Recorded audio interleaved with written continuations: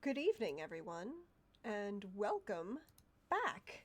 I am your friendly neighborhood Prax. Welcome to the channel, and tonight we are going to introduce two of our player characters for the Four Become One, our Greyhawk campaign.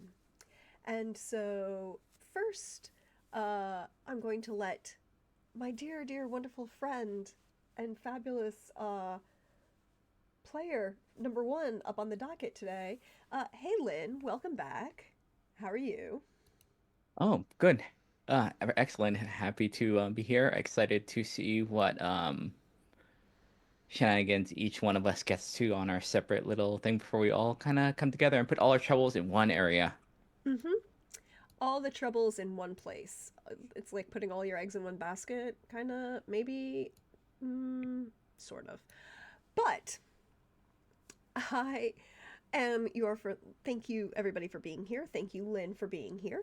Uh, we are going to, as you know, tonight is a Sunday, so we play TTRPGs. We are going to be running a campaign of Greyhawk, and I'm going to be introducing each character independently. We're starting with Lynn. Um, and for those of you who are just joining us, thank you for being here. Thank you for joining us. Thank you for chilling with us. If you want to support the channel, we have a Ko-Fi. All of that goes right back into supporting all of this, doing overlays and purchasing all of the things like that. We also have a merch store, and the Vampires for Nixon is going to end this week. This will be the end of the Vampires of Nixon merch, for Nixon merch. Then you also are going to have, um, but if you want to shout it out, you can definitely just shout out, share the Go Live tweet, or Blue Sky, whatever you want to call it these days. I don't, whatever it is, it is. Um, I should, I should get that link to drop in the. There we go. And if you want to just share that around to let people know that we're live and we're doing some fun TTRPG stuff, it'll be great. But we should get started. Um, Lynn, Yes. it has been a long few weeks. You and your compatriots, friends, associates have traveled for a while across the Grendep Bay to attack over the Rakers, trying to skirt the theocracy of the Pale and the Troll Fens, making your way towards the Bandit Kingdoms and across the Rift Canyon to the city of Rookrest. Or, well, you don't have to go quite across the canyon, but it is a problem to get across the Duchy of Ten, uh, avoiding the Frostwood. It's been a travel. But you made your way into the city of Rookrest. Roost. I will get this eventually, and then you will leave the city, and I will screw it up eternally. But you made your way into the city of Roost, and you're know that you will eventually have to get together to make your appointment to that you are scheduled to do so, but that won't happen until you're all together again, because the delivery that you are tasked to make is a important one. Of course. But I have a question for Hmm. you. As we look down and the camera pans down from the sign, hanging slightly off kilter. One of the little hooks that it's hanging from is askew. This weather beaten sign that reads the Grey Nail, an inn of no repute, neither ill nor good, merely comfortable lodgings outside the city itself, near the river, the Zomkar River. Or not the Zomkar, the oh god, the Artensmart, the Artensamar River.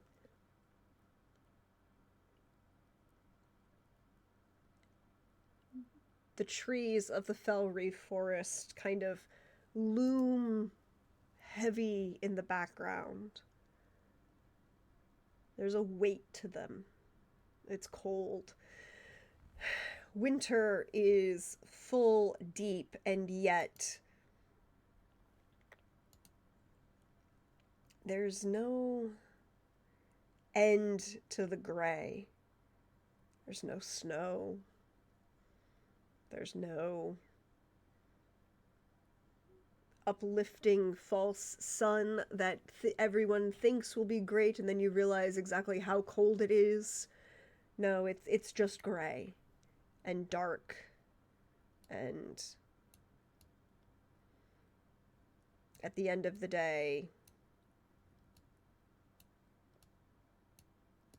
that gray and that dark and that cold pierce through even the most prepared of individuals. But what do we see of Venn as they approach this establishment?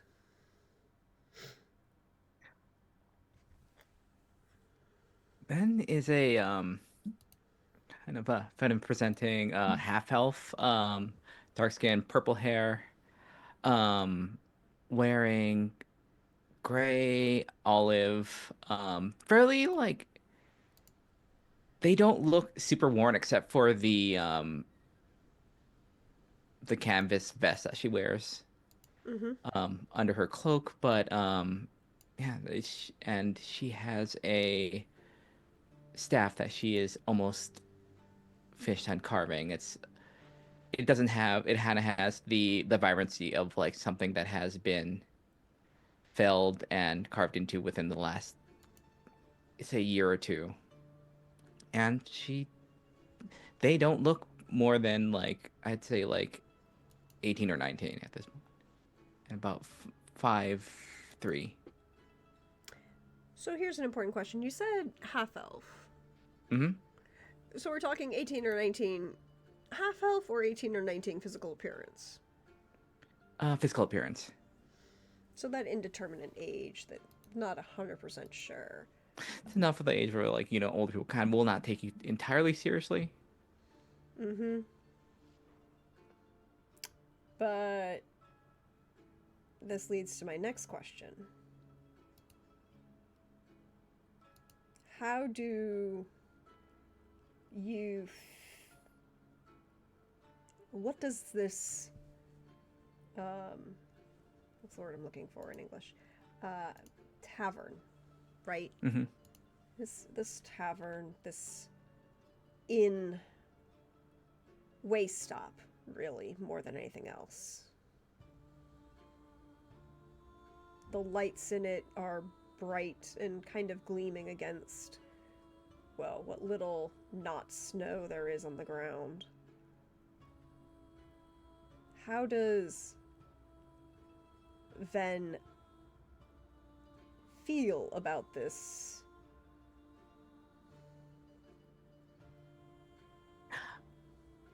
We love the way that way stations are more than the inns and like the more stable inns inside the inner city, within the walls, let's say. Mm-hmm. But like these stops where people come in and out, she feels at home. They feel at home. They feel where they should be. Places that you're not meant to put roots down. It's just a place to go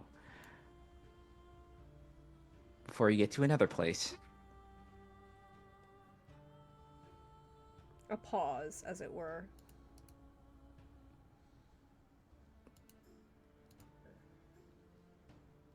Yeah, and a place you can meet people and share stories and maybe make detours if they're interesting enough.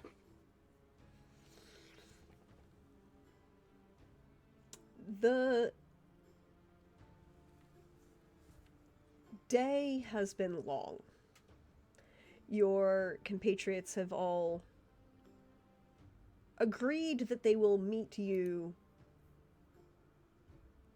for lunch here at the tavern, the Grey Nail. And you all will go to this meeting together tomorrow. But what are you going to do? We're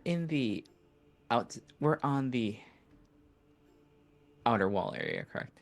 Yes, outside the We're city not. wall. Rook Roost is, well, it's a city, but it's the city of a bandit king. Mm-hmm.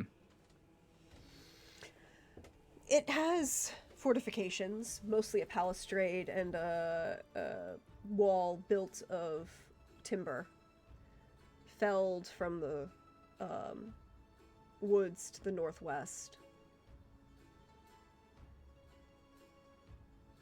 There's snow on the ground, but a lot of it's turned to slush. There isn't really cobbled streets or paved streets, but mud and a couple, raised wooden sidewalks. Mm-hmm. I mean, well, since the others are not here and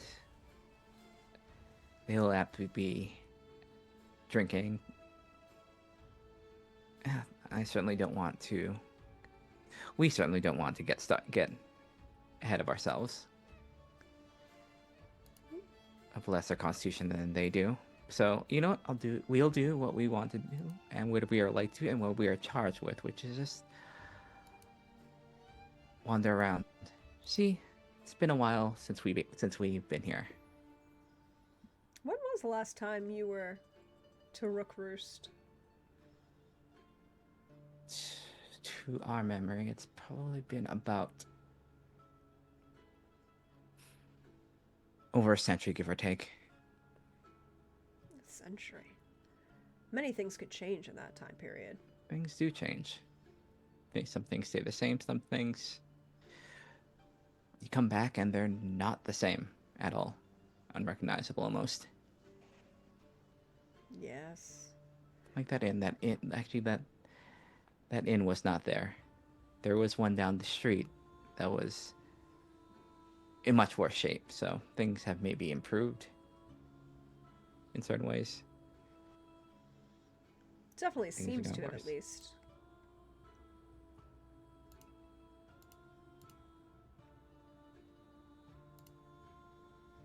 But the question then furthers itself. What do you wish to do? Where do you wish to go? Well, the activity for these sort of places are in the market, not inside, but out here, just like to see what the hints of the stalls and some of the food.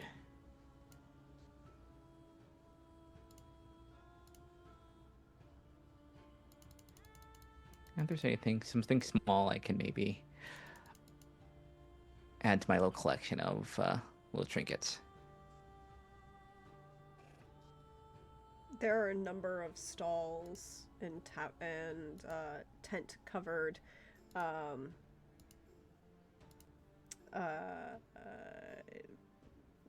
not even stalls, carts, really. Mm-hmm. Um, kind of near to the gray nail, um, just down as it is from the western gate of the city.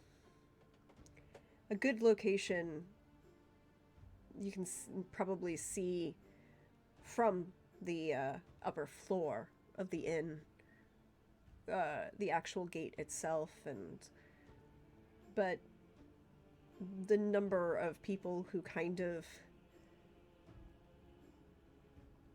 brought things into the city to sell and then could not, and turned around here to this secondary market to try and sell them before rather than trying to take them home. Remembering, of course, that it is a bandit kingdom, and um, it's not always the best to try and transport goods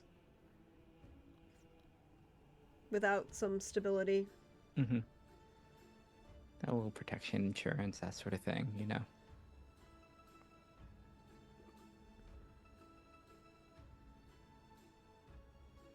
Mm-hmm. So, what are you looking for in particular? Just odds and ends, or Odds and ends, preserved food that will take for the Neville trip that we have to make.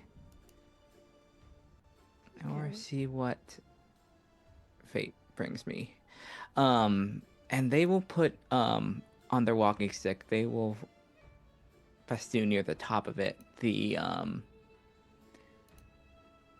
their holy symbol of Farlion, the Mm-hmm. orb with the horizon and the crescent. So you're just Just kind of see, just to you know, yeah, just yeah, it's just to repel certain people and yeah, invite others. You know. you know, like you do. Mm-hmm. So could you roll me investigation then? Okay. You know, see what you can find through this market.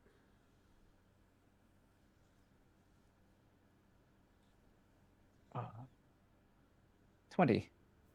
Ooh, 20 is very nice. 20 is very nice. So with a 20, the market may be larger than it was when you were here a century ago. But that just means that it's easier to find things. Mm-hmm. Some of what would have been very temporary stalls and carts when you were here are now almost permanent structures. Mm-hmm. You know, the vibe in the area, and it's, you know, close to midday, maybe 11 o'clock, right? Mm-hmm. Is pleasant enough for a market day. Uh, there's no. Well, of course there are thieves. You know, the Thieves Mm-hmm. Guild runs everywhere, but there's a different vibe at this kind of market. No one's really. This isn't where those kind of individuals make their money. This is locals selling produce, wood, lumber, handicrafts that people have made. Um, the vibe is not quite jovial, but Mm-hmm. positive. You get a few people who take a second look at the very obvious holy symbol. um, most true clerics and priests don't really come out here. I mean, you occasionally get some of the slightly less than reputable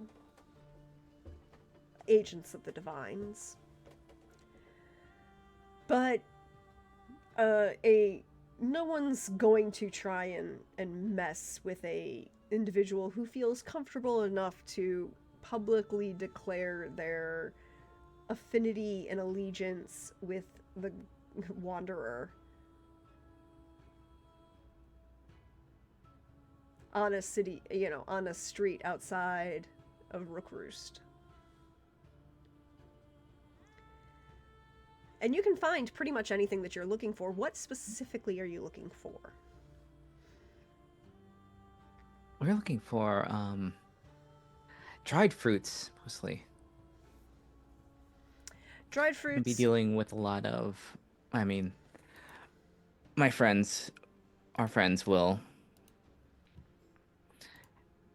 most likely be having a lot of like dried, salted meats and stuff like that. So keep the Yes. variety, something sweet for the road, nuts, that sort of thing. Yes. And there is a large amount of trade coming north um, over the Rift Canyon from Nirdiv and the, county of Ernst, bringing fruit through the Celadon Forest into the Bandit Kingdoms and further north towards the wastes and the Florin forests. There's plenty of apples, of course. Other dried, pitted fruits like apricots, um, some currants, raisins, that kind of thing. A couple dried oranges, if that's really. But those are more for tisane than perhaps to ingest. But Hmm. you can definitely get some good dried apples, a couple mixes with apricots or dates, even from further Hmm. south. Oh. And one of the large, tall orcs who works this particular fruit stand is weighing them up for you and handing them out and um, engaging in that low level flirtation that is not flirtation, it's just retail speak. Oh yes, Right? yes, like yes. We are all familiar with it. Hmm. They don't seem to be really. And I'm not going to make you roll for it. Your passive insight is high enough. They seem to be operating on the this is what the rest of the other sellers are doing, so this is what I should be doing, even though they do not seem to find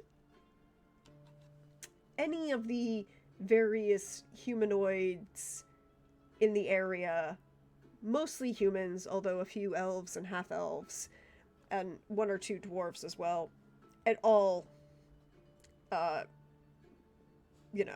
sexually attractive. To Hmm. them, it is just like, you're pale. Um, there's not enough green in your diet or your Hmm. skin tone. But they're not insulting with it, and they definitely have an accent that isn't local. Hmm. Would I be able to pick that accent up? Mm-hmm.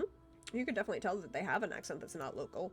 Hmm. Um, the question for you is whether you would recognize that accent. Hmm. So, I will. I will. you would want to roll me insight, I think would be best. Oh, I think I have something I can. Oh, or do you have something even better? I will. Oh, insight? Mm-hmm. Okay, we'll do that. I think I have Unless you've got something else.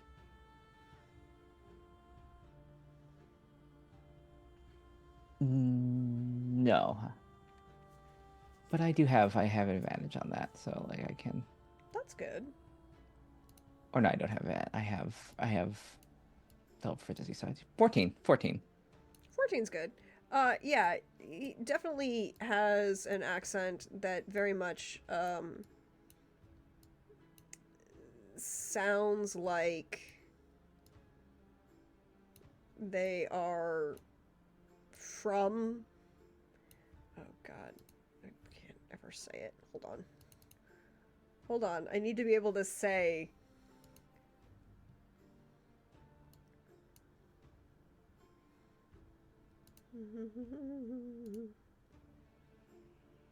Garel and Kadal.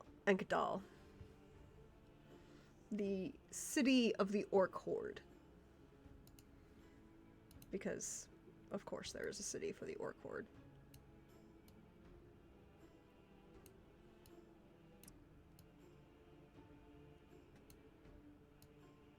I will.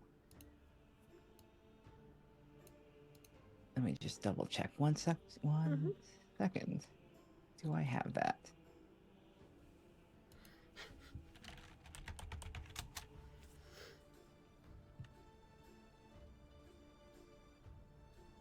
By the way, now, thanks to time, the Orcs are officially Yorkish, or from Yorkshire. Mm. That will be fun. Thanks. Thanks, time.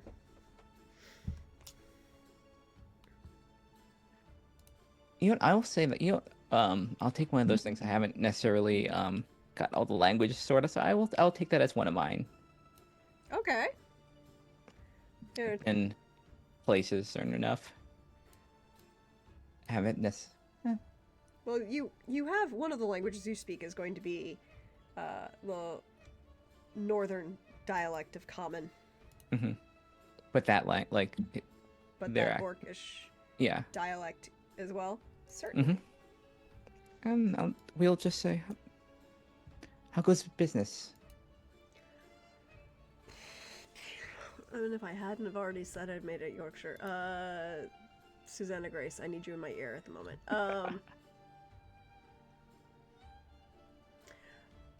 It lives. It's a day. And tomorrow will be another. But is making it through the winter. Well, these are delightful. This will be very good for the road. We will enjoy these.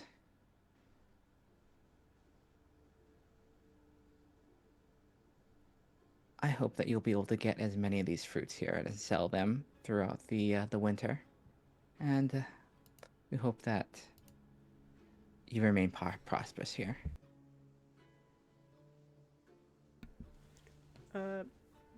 Thank you. And you see this pause where it's this very obvious pause of not wanting to insult you, but wanting to give the correct form of address and not 100% sure of it. Your holiness? Oh, it's Traveler. It's just Traveler. It's fine. Traveler.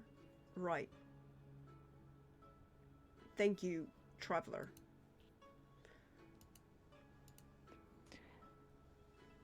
May Farlangen's blessing be upon you and those that you deal with in your business.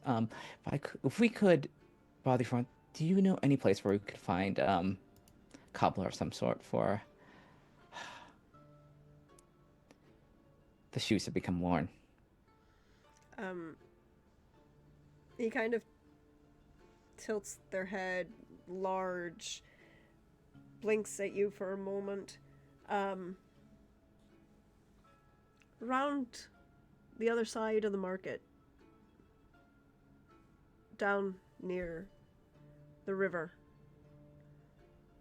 the tanner and the cobbler keep their ways. What was the name of the tavern that we were going to, or the inn that we were going to? The one that you're spending the night in before you go into the city, the Grey Nail. Mm-hmm. Also, if we maybe may trouble you, what do you know about the Grey Nail? Is there anything that we should avoid, or anything that is particularly noteworthy as far as food and drink?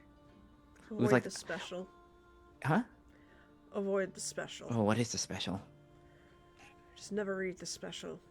Mm. And Their face is very obviously the face of someone who didn't take that advice at one point and paid for it later.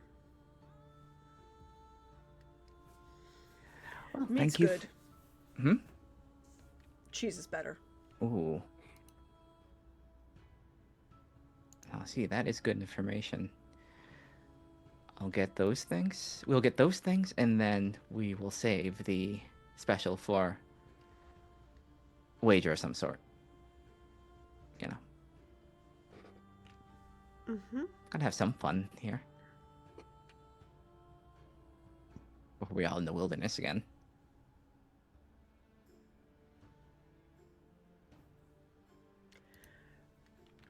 Don't like camping.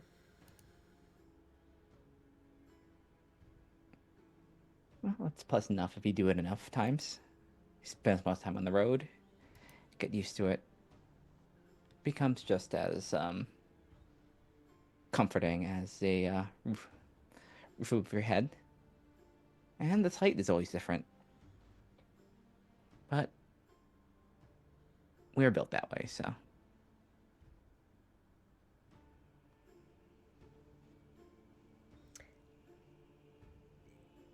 It becomes very obvious to you that they are. It takes them a moment to process information, not in any way that seems to be like either developmental or, but more just processing sound, right? Mm-hmm. Like, and you're not 100% sure, but they are very hyper focused on your mouth when you speak. Mm-hmm. Um, and it seems almost like there's just the slightest delay in their understanding of your speech, not from any like developmental way, but from like a physical manner. Mm-hmm.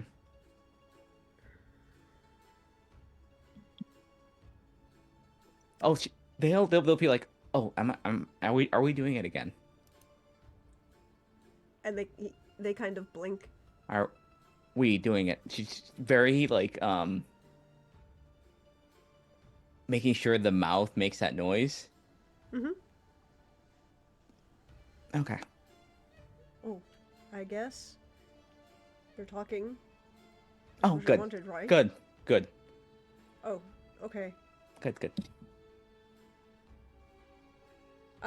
Here, and they kind of hand you a slightly larger than, say, like, a couple pounds bag of individual bags of dried apples, some, like I said, dates, apricots, Mm-hmm. currants. You're welcome. Oh, this is wonderful. We shall enjoy it on the road. Once again, bless you. And they'll hand the amount. Oh, adjusted for the we understand the gratuity, but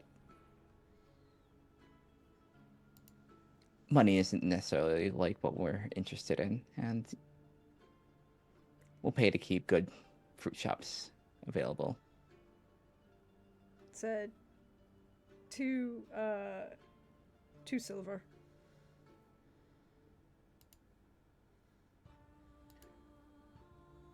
We'll put 3.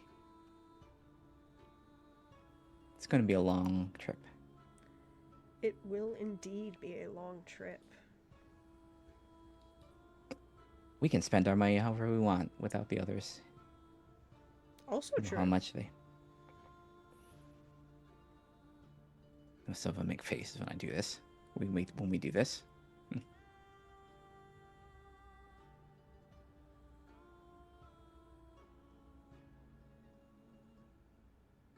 And we will take our huge bag of Dried fruit. dried fruit and try and find that cobbler, because yeah,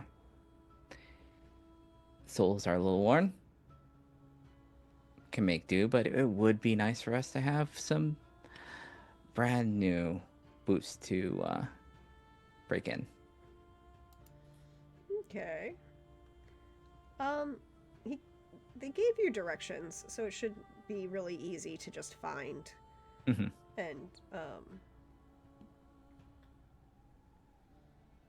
and go from there.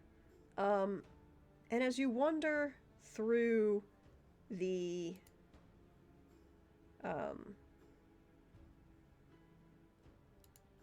uh, market, making your way towards the cobbler, um, are you paying it? You know, like how are you moving through the space?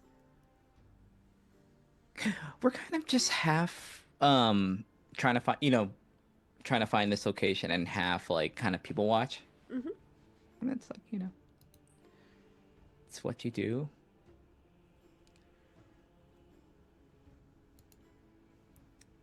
Cool, cool, cool, cool, cool. So, make your way around, weaving through, um, like any village market, um, or even bigger town market. There is, this flow, right? Like those who are moving with purpose are flowing through the center of the roadway, and those who are taking their time stopping in individual stalls, moving along the sides. You see the entrance of a number of people who know each other calling out, and groups moving together in a way. The ebb and flow of pedestrians in a space that know it well, but also there are visitors and out of towners who don't necessarily know it as well, coming in and interrupting the flow, and little bumps or twigs that flown into a river that flows, um, moving with it but not 100% sure of where they're going. Children kind of darting in and out, laughing a little bit even though the weather is quite cold and gray and just basically New England if you live there in the winter. On a day it's not snowing.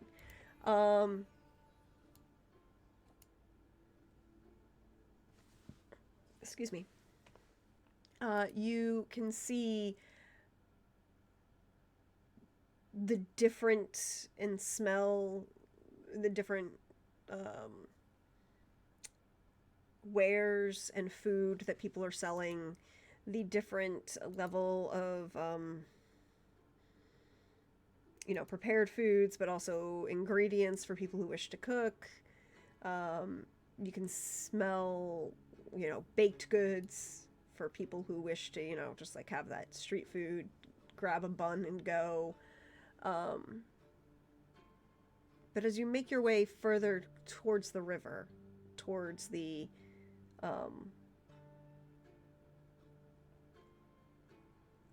side where you can hear the call of sellers calling out to potential customers, you can smell the tanned hides of the tanner and the leather workers and the cobblers at the end.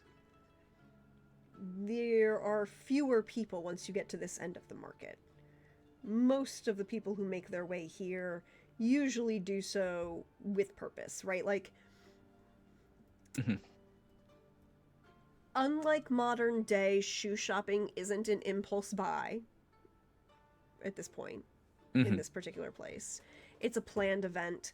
It also smells, right? Like, there's a reason the cobbler and the leather worker are close to the tanners. It's because they smell.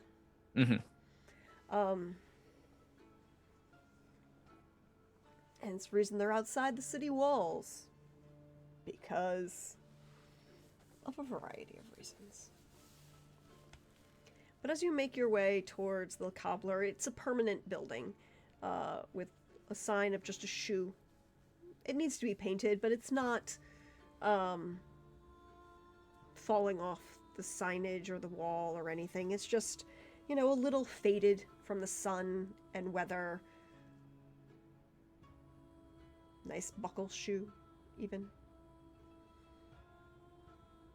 There's no window, there's just a door that's kind of propped open. You can hear sounds coming from the inside.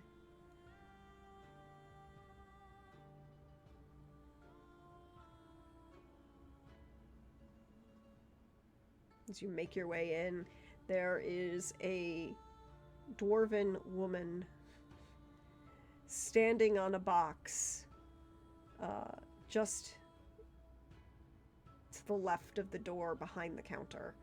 And it's quite obvious she's standing on, well, you're assuming it's a box. It might be something else, but she's tall as you are. Well, her head is at least. And as as you come in, she greets you kindly. Well, welcome to my shop. I am Hilda. How may I assist? Well, greetings, Hilda.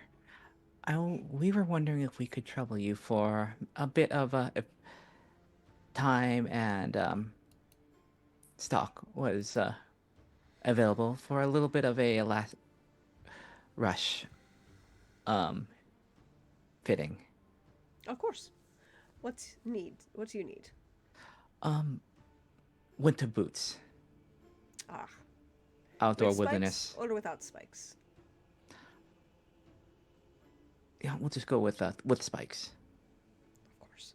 I have a lot of probably winter travel, and I can always use these as back if I get tired of the spikes. If we get tired of the spikes. If you wish them to be removable, that is also an option. Oh, you can do that?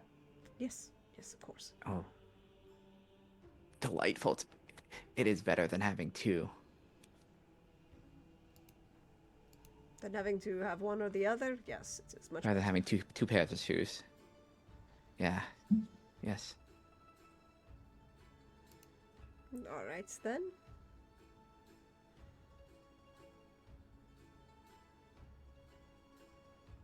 Please, Do we need to do sit. some sort of... Yeah. Please. Oh, of course, of course. And she gestures to a chair that's kind of just beyond the counter that you can see. There are a number of well-made boots kind of perched around in various states of repair. Very obvious that most of her work, it comes from repair work for the locals, although she does obviously make her own designs.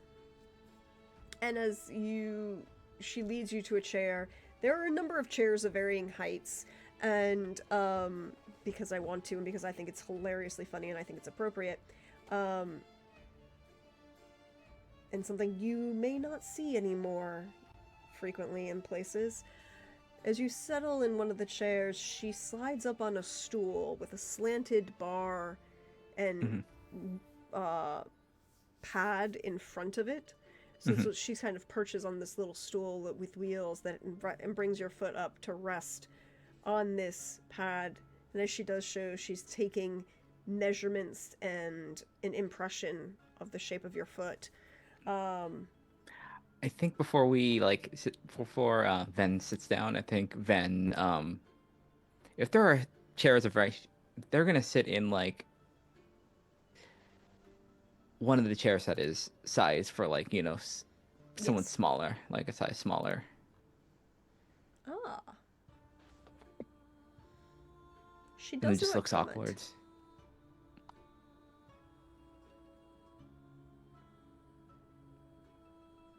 We'll have it. Ah, it's okay. Are you comfortable?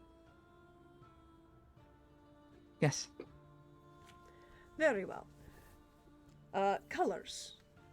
You feel like a jewel-toned autumn. Garnets, mustards, deep topaz, peridot. What do we feel? Oh, I think we're feeling like something like an autumn, but that'll just be for us because they'll focus on the cloaks.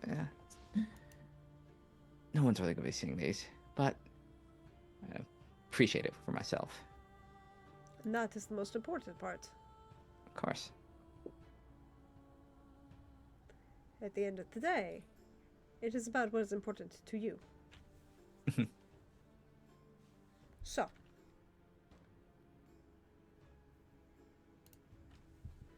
In that case,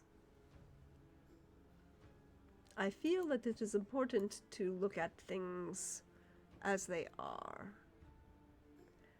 And I know just the thing. Hold, please. And she gets up and moves behind the counter and behind a small door that leads to a back room. And for a moment, you are alone in her shop.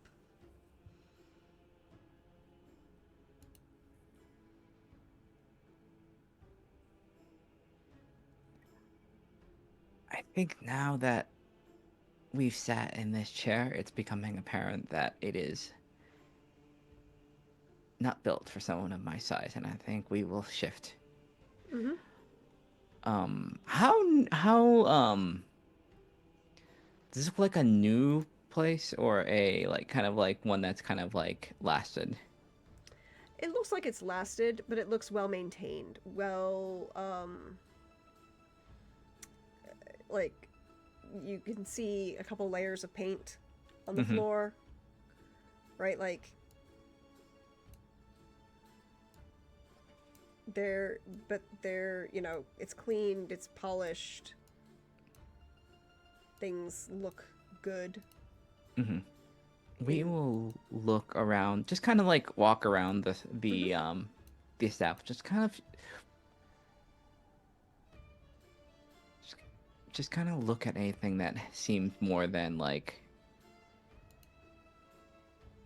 that has that antique quality to it, like how they'll do sometimes in stores. They'll put like some of the older things, their older like equipment or like Yep. merchandise things, just kind of put out there just to kind of like show that there's history in this place. I'll just kind of like look at those things. Yeah, there are a number of those. You can kind of see some older designs, a couple that even intrigue you, perhaps. Mm. What does intrigue me? What do One I of see those here? designs is very unique. Could I get you to roll me a history, please? Oh, yes, history. Mm-hmm.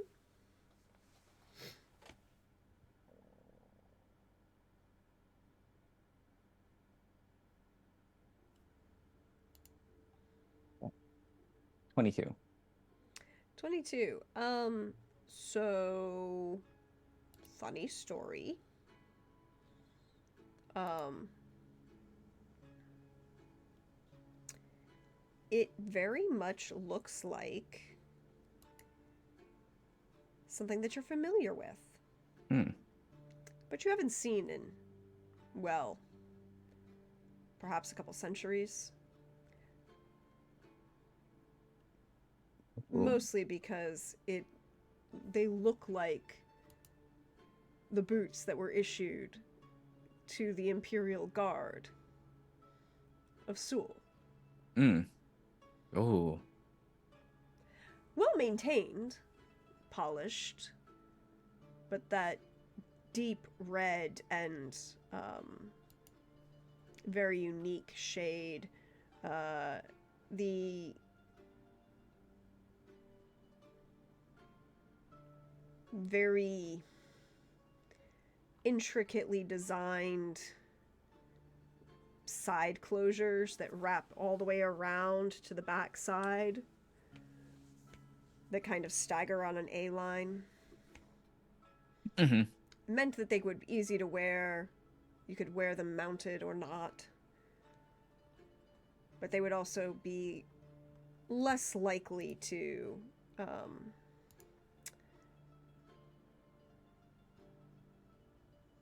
get cut Mm-hmm. or damaged, or at least the closures, at least. Easily repairable heels designed to last. These look very fine. Mm-hmm. And they'll do the thing of kind of like pick it up and kind of examine it, see how it's been like maintained. Mm-hmm. Mm-hmm. Like it's something familiar that you haven't seen. It's like one of those ways you've seen like a pair of shoes that you owned, Yes. but like 30 years on you've seen the same like the same type and just like, oh, kind of cool, huh? It's been a while. That sort of examination. The leathers themselves, the uppers are very well maintained, polished. Whoever owned these kept them well oiled, well polished. The treads, the soles have obviously been replaced multiple times by this point. Of course. But as you turn them over and around in your hands, could I get you to please roll me a religion? Heck yeah. Mm-hmm.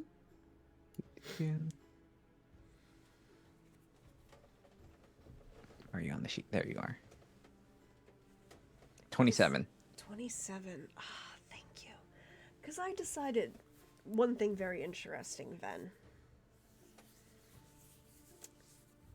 Venn, you are unique. Or at least unique in our game, shall we say. And that can be a good thing, right? Mm-hmm.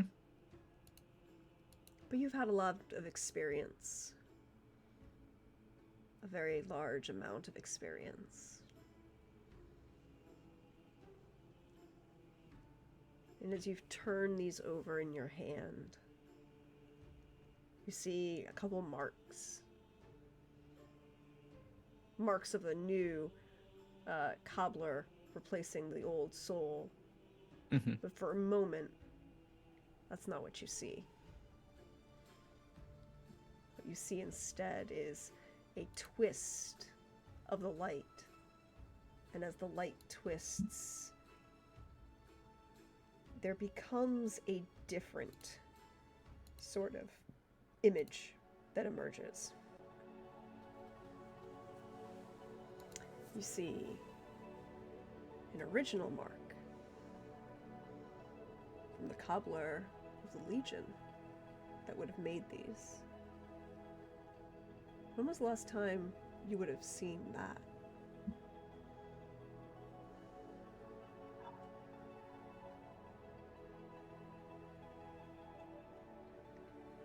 Centuries and centuries. Almost forget. Almost forget. And as you look, Think back far enough, it becomes a little cloudy at first, but once you kind of dredge up those memories, it's like, oh, yes, that.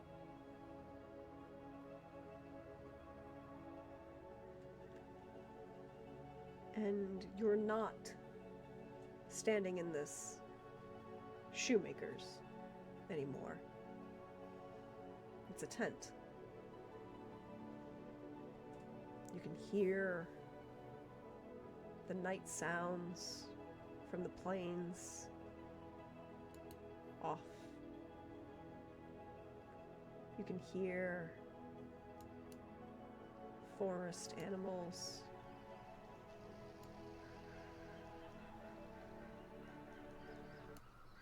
Bullfrogs. Summer.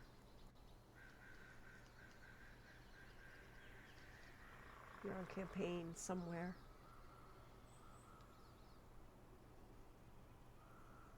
You turn these boots over. You've just taken them off. They are a day and a weariness upon you.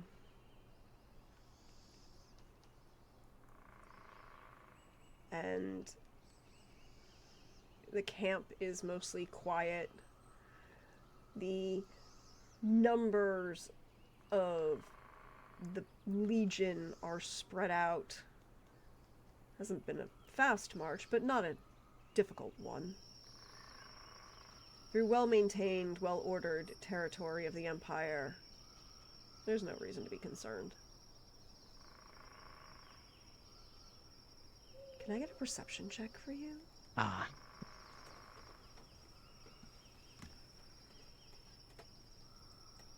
$14. 14. There's something wrong with that night birds.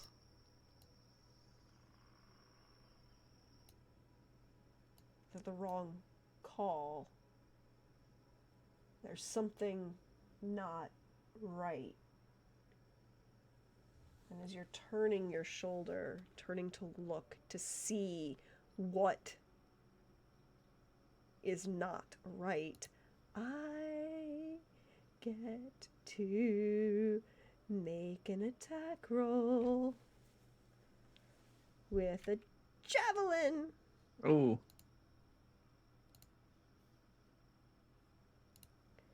And that is a 20 to hit. That is yeah. Heck yeah, that's 20. more than enough. A 20 will hit. A 20 will hit. As a javelin comes piercing out of the darkness. I just need to change the music. And where is it? Do.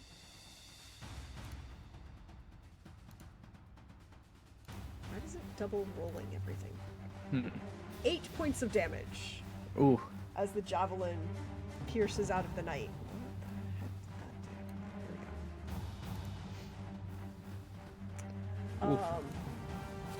And you see 3 very tall orc figures emerge from the woods near the camp. There's no insignia that they wear. They serve none of the high lords of the Empire. These are bandits, nothing more. But your turn as they approach you. Huh. As, you know, with murder. They wish to murder.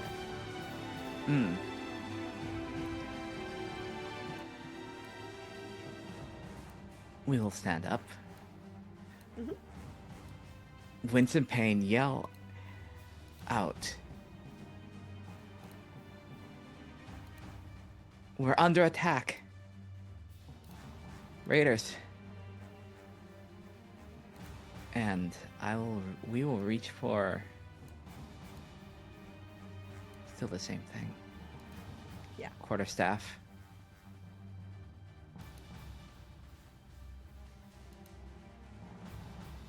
Are you gonna close distance on them?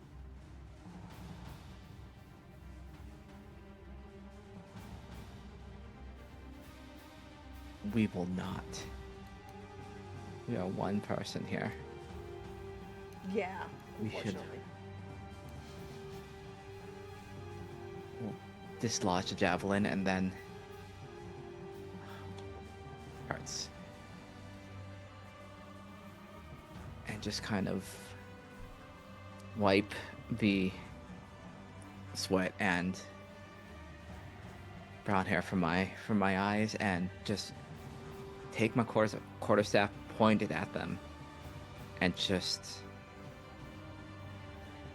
walk back up into the camp. Cool. So are you trying to be intimidating? Trying, yes. Please feel free to roll intimidation. Okay. 8. You're trying. Not. We're in the army. We are not being a cleric, even one that's in the military. It's still not the most imposing sight. No. I'm assuming. You're not going to get a lot being, 5'7" and built like a twig. So. I mean, unfortunately, no. So our friend number 2 is going to try and roll to hit you.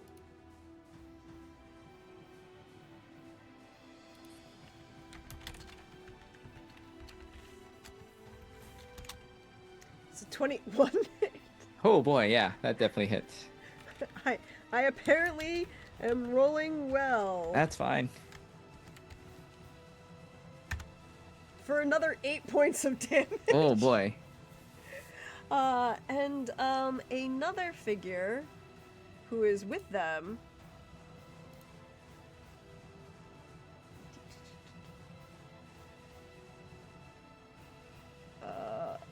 is going to run up towards you. You can see that they're larger, more beefy, have more muscles, slightly better armor, although still not great. Mm-hmm. And, roll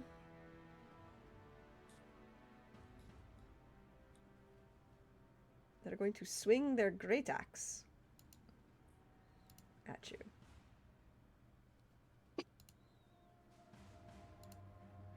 For 25. Why is it rolling twice? Oh boy.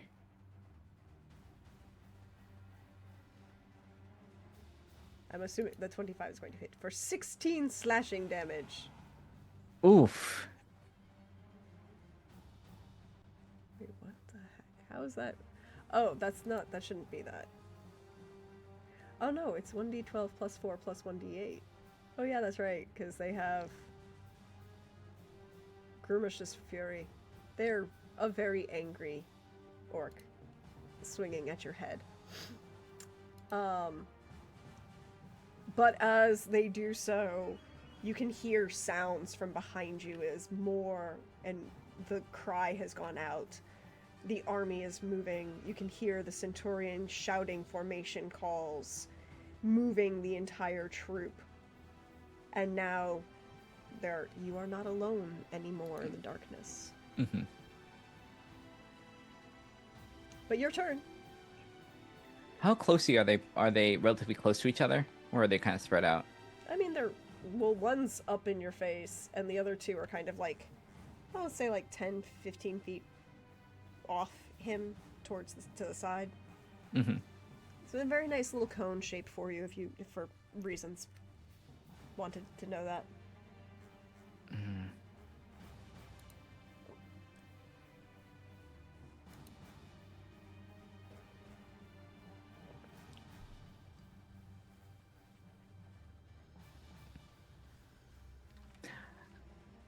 Whew.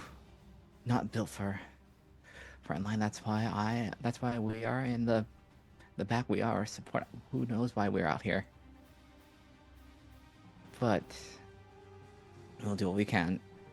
And what we will do is we'll point our staff at this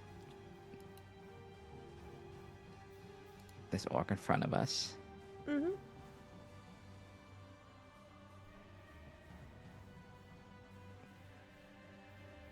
In the name of the Wanderer, you will grovel. And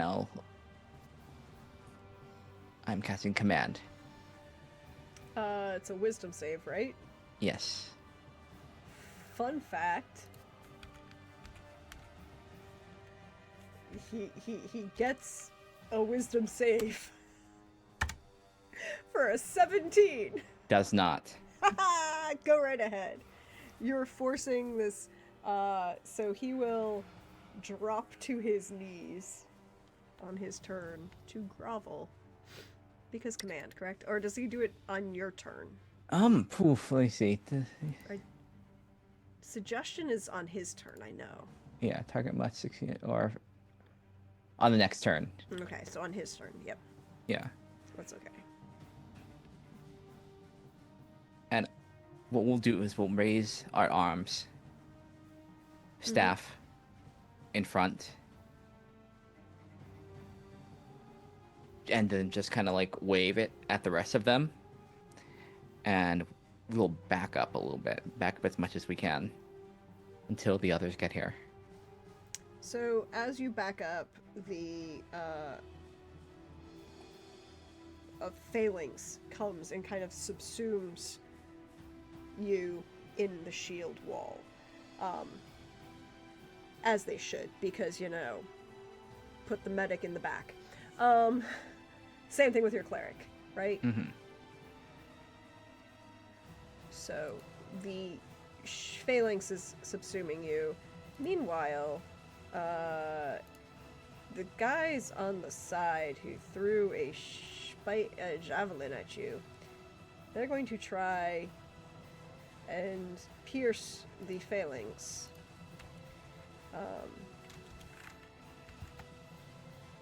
For a 14, no, but a 19 will get through one of the phalanx. And then 26 plus 2 for 3 piercing damage as like one of the front of the shield wall, the javelin just breaks just barely through, and hits them in the arm, one of their compatriots. The leader of this small attack group drops to his knees and starts begging, although doesn't seem to be begging you, but begging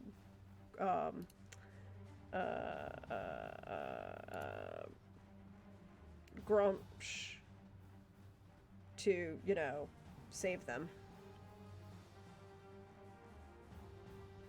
And then you hear the sounds change. And one of you can hear the Legion strike ranks, the shield wall strong. It's pushing forward against the attackers. And just as suddenly as it had happened, the image stops. The sound leaves. You're no longer standing amongst the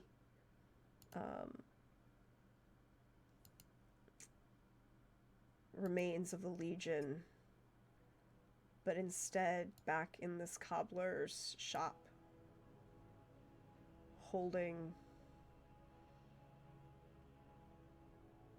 a boot. Well made, well preserved, styled on a group of people who no longer live.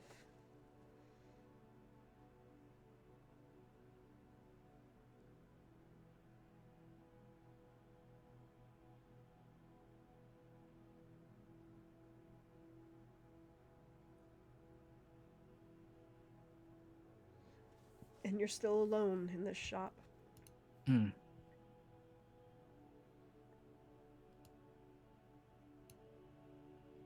He'll we will just kind of like shake out of it a little bit. And just look sadly at it and then put it back exactly where it was.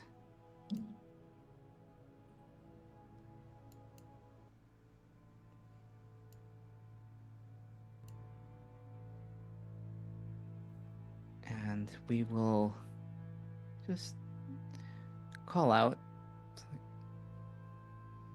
These are fascinating boots.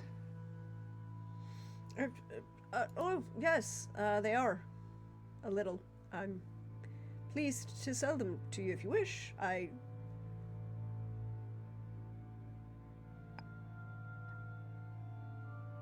Do you know how you came across these? A wizard. Oh. Stuck in their own dreams. Repaired the souls on those 3 times before he died. 3 times?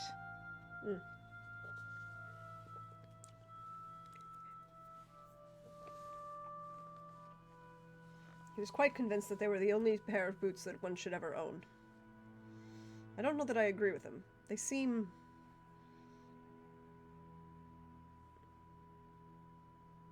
well... like they don't really belong. Yes. But he wanted them. Was very convinced. They were the best boots that to be had.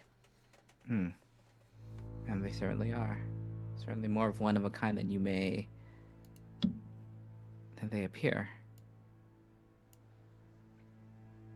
And so, did you believe the wizard?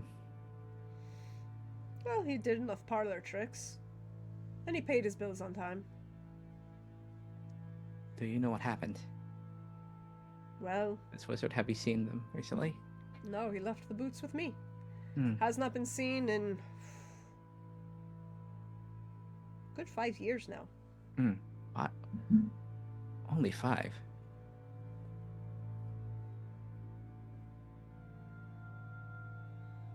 You may want to keep these in the back. These are more valuable than they let on. That they may be let on. And she'll go to like, kind of like, bring them over. All right, then. While I do that, here, and she hands you a very nice pair of very high,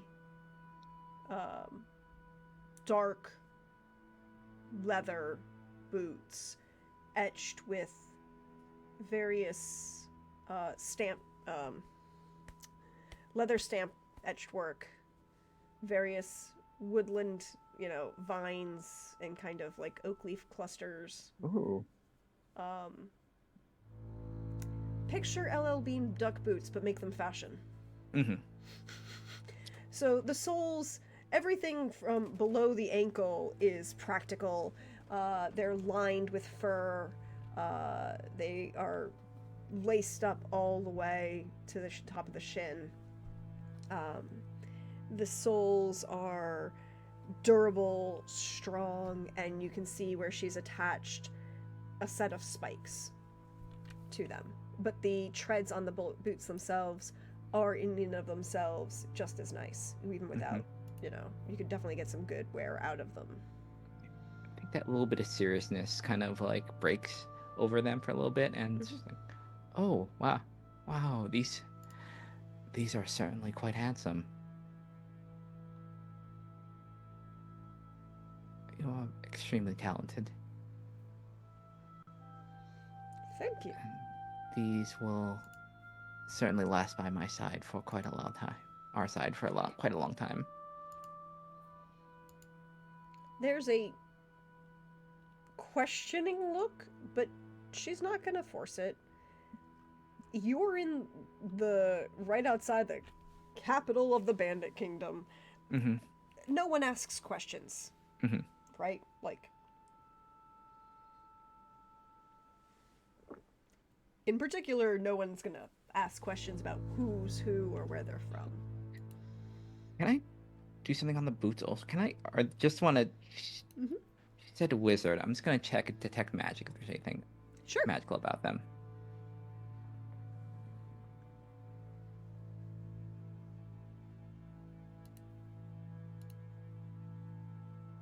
You're gonna cast detect magic. Yep. What does this look like as you cast it?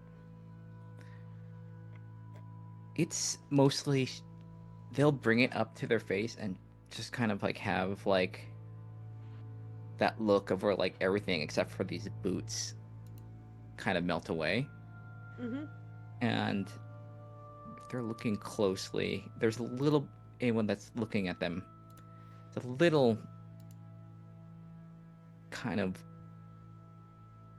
golden glow in their eye, in the iris, when that's happening. And as you look upon it, these boots themselves are not magical. There are a couple other pieces in the shop that are low level, there's a pair of boots that have been, spelled with permanent warming charms on them, kind of thing. But no high magics, no great magics. Yeah. But the boots themselves have been subject to magic. And it's kind of permeated into them. There's a displacement, a taste in this magic of, on one hand, both preservation charms, almost as if somebody was, perhaps the same kind of preservation magic that one might expect from like long-term petrification, right? Mm-hmm. But also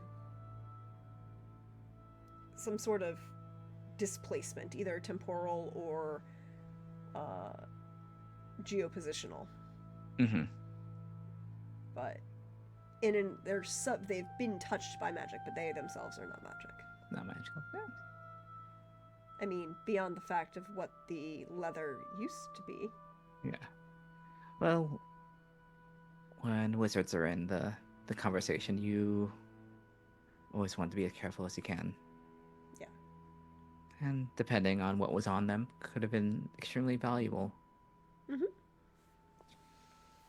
Oh. But they're just boots. Mm-hmm.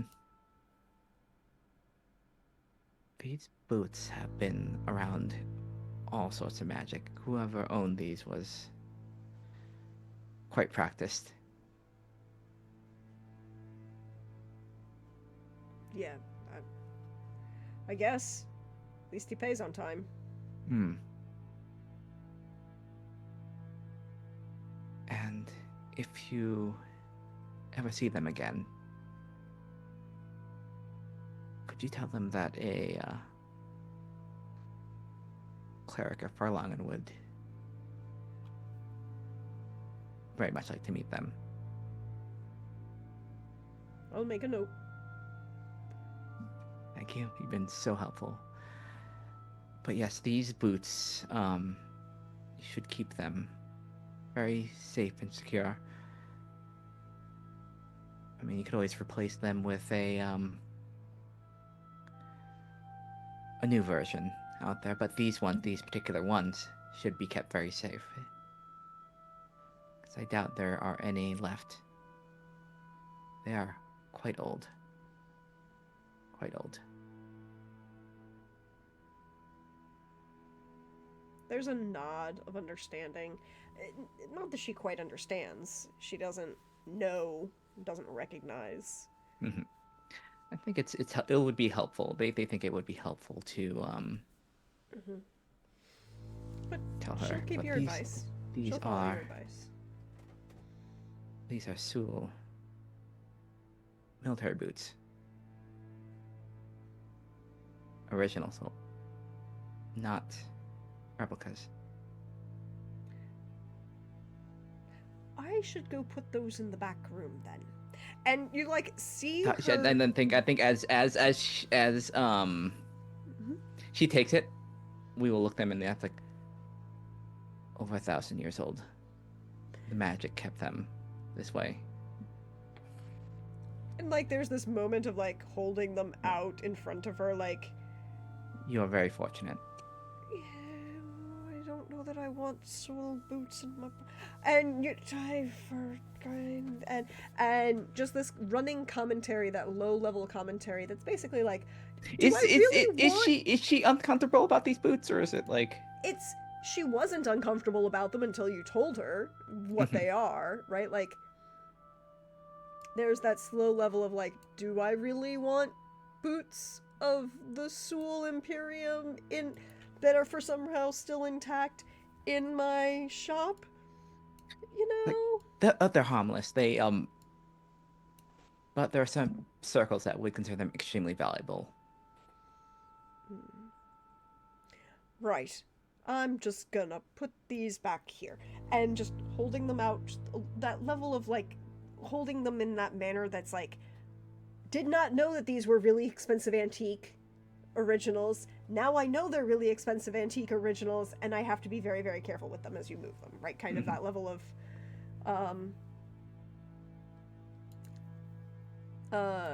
as she moves them to the back room. Mm-hmm. And leaves you with your new pair of boots. As she comes back, she says, and anything else I can be getting for you? Do you have any oils or anything I can put into the boots to make them help with the waterproofness? And I'll take a bunch of those as well. Mm-hmm. Frostbear, by the way. Mm-hmm. very good for you. Um, and she'll kind of like package everything up nice and neat and little. Eh, it's a little bow, but Hmm. it's twine. Ah, thank you. Um, Apologies if we caused any concern. We just didn't want something that s- something that like that, something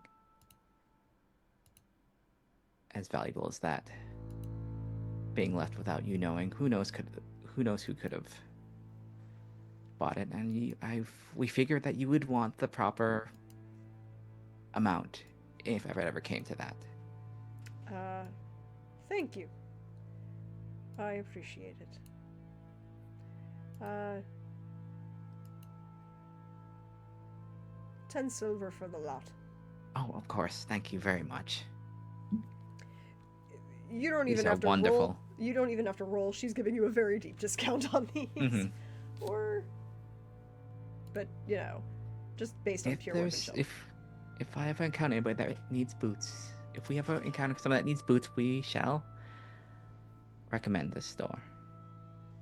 Thank you kindly. And if we're ever in the area again, maybe another set. But these will last for a long, long time. I'll resole them before I bet you need a new pair. Hmm, it's good to know. Well, have a good day, and blessing and fortune be upon you. And with you yourself. We'll nod. And as you make your way back out into the market towards the back towards the Grey Nail, and you're meeting with your friends. That's where we're going to end this little character introduction. Thank Oh you yeah. everyone for being here. Thank you, Lynn. Tell everybody where we can find you. Share some love. Share some blink because we have one more character to introduce tonight, Oh, but you get to oh, go I can't wait first. to see everyone once it's my turn. I get to be an audience again. Well, yeah. Thank you very much. This was fun. I've enjoyed these like the one-on-one character things before everything starts. Everyone gets to come together. It's like little quiet moments and character moments that you can kind of like linger with, and I had a lot of fun kind of. What is Ven's deal? What's their deal? And yeah, you can find me Gremlin Art pretty much everywhere on socials. It's Blue Sky. I post my art there, and you will find me on Wandering DM channel. For we're gonna be I think our first session of Shadow Scar is gonna be on Tuesday night at 8:30. So be sure to catch that. And yeah, on Other Docs channel on Fridays, where we just had our first session of the what was it? My brain just like locked up a little bit. um, we, well, fine. It's about booksellers in London. We are dealing with a Cthulhu book. Yes, thank you. Thanks. Thanks, Jim. Bookhounds of London. But for my memory left, we are a group of booksellers, possibly of not so great morals, trying to sell cursed and magical tomes around like 1930s London. And we had a fun session where we got a there is some stuff happening with some of our party members already in session one. I can't wait to get back to it. I can't wait. Shout out to Jim because they are wonderful people and you should go Hmm. follow them. Oh, I have another, wait, 54 seconds before I can let that happen again. But we'll figure it out. But we're going to take a break. We'll be back. I'll be back with my second player to introduce. And we'll find out more about Venn in 2 weeks when the entire cast get to play together and find all the drama that will happen. See you in a bit, everybody.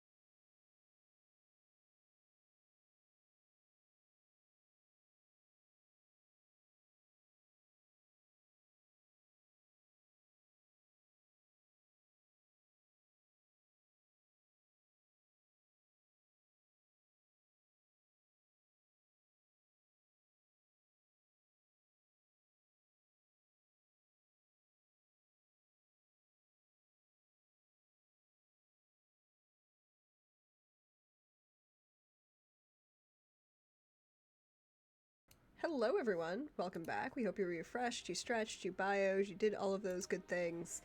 I am back with a brand new guest. But no, they're not brand new. They've been here a while, or before. I mean, welcome back, PB. We are here to introduce your character now. Um, Tell everybody who you are and where they can find you, and do your spiel, and then I will do my introduction to your character. Yeah, hi, I'm PB from my PB Plays Inside, and today I'm going to be playing Civ Iron Fury, our dwarven fighter, for this journey through a very, very cold place, it seems. Mm-hmm. Well, I mean, it's all north of the narrative. It's north of the Rift Canyon. It's just south of the Icy Sea. You know. Just a little chill. Like maybe go out with a jacket is all I'm saying. I mean, maybe a little bit more than, well, let me phrase that. Have you ever lived in New England? No. Okay, so I visited in the summer once. yeah, that's not the same thing. So with if you've ever been, like, this is we're like we are Massachusetts, Maine, New York, or Connecticut. You know, cold in the winter, and snow, and ice, and unpleasantness. You know, want to embrace that chill in the air. And it has been a chilly day, or couple weeks, traveling across the Grendor Bay, over the mountains, skirting the Theocracy of the Pale and the Duchy of Ten, into the Bandit Kingdoms towards Rookroost. You know that you are going to all meet together. You've agreed to all meet together tomorrow at noon in the main dining area of the tavern.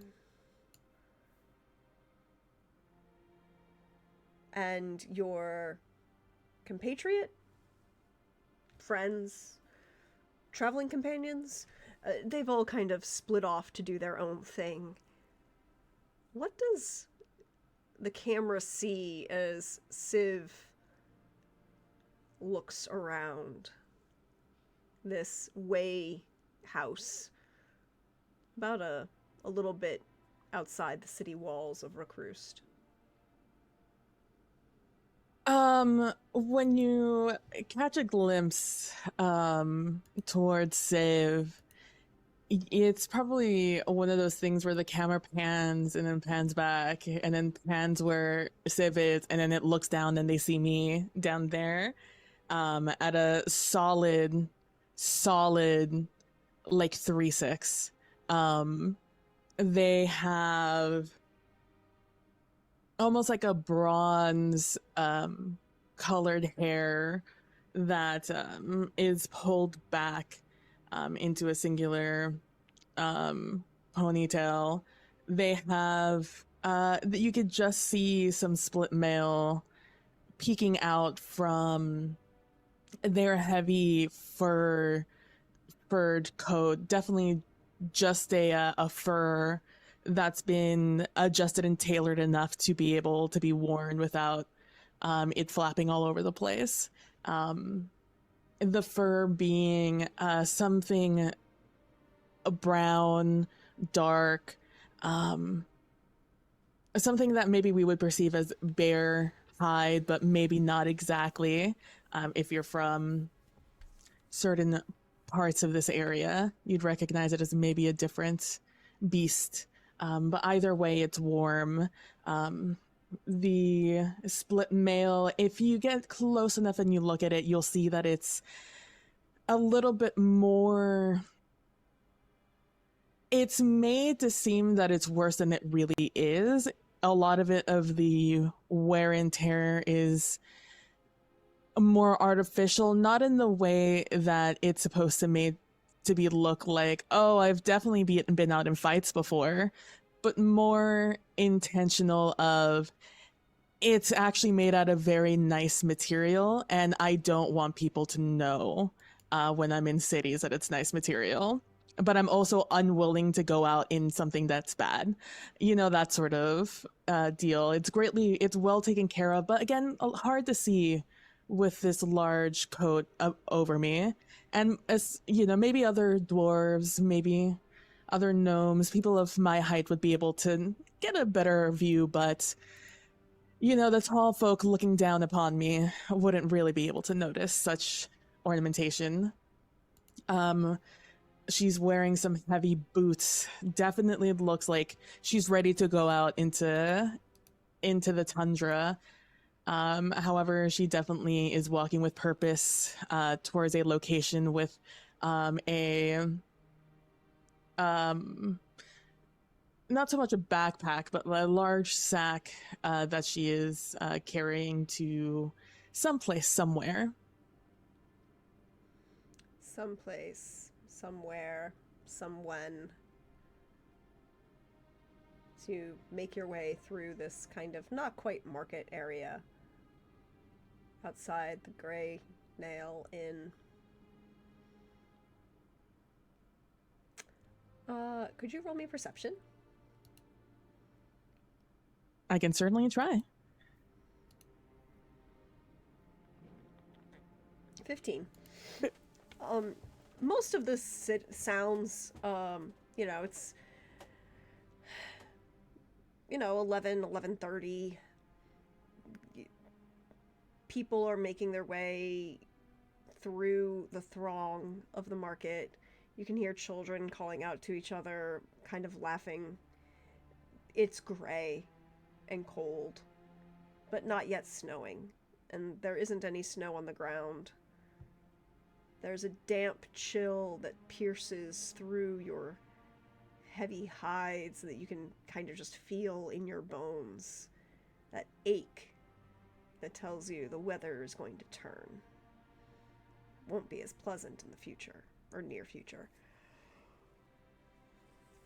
You can smell various types of street food, savory buns, various types of meats on sticks with various dipping sauces to go with it, vegetables of a tuber variety that have kind of been deep fried and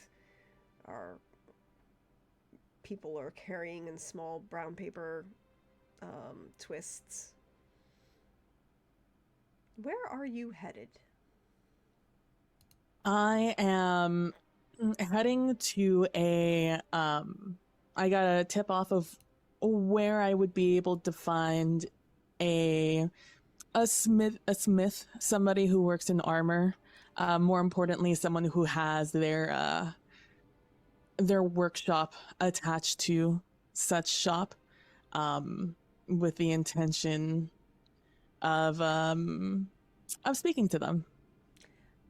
We can definitely find you an armorer. There are one or two that are kind of ply their trade in this kind of market town, or not really town.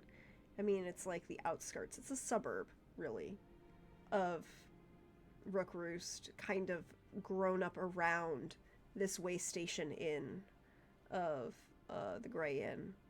There are a couple permanent market stalls, and one of them is a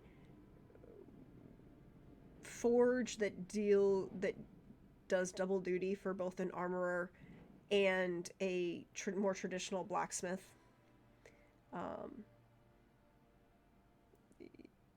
Even bandit kingdoms need somebody to shoe a horse.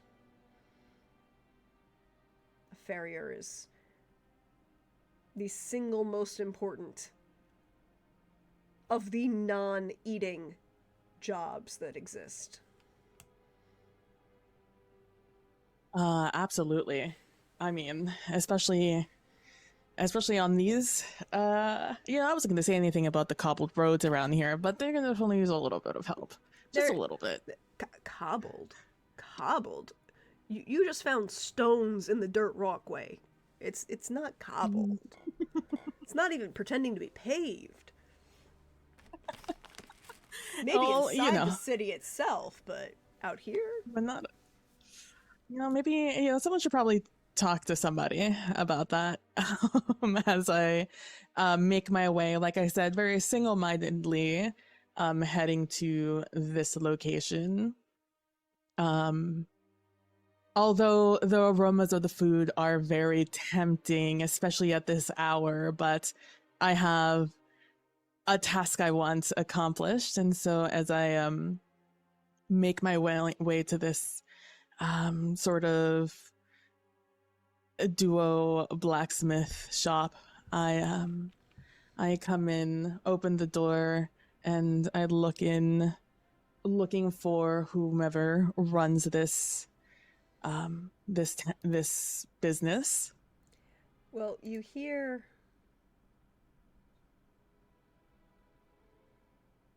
I was like, wait, I have this. You hear the sounds of metal striking metal.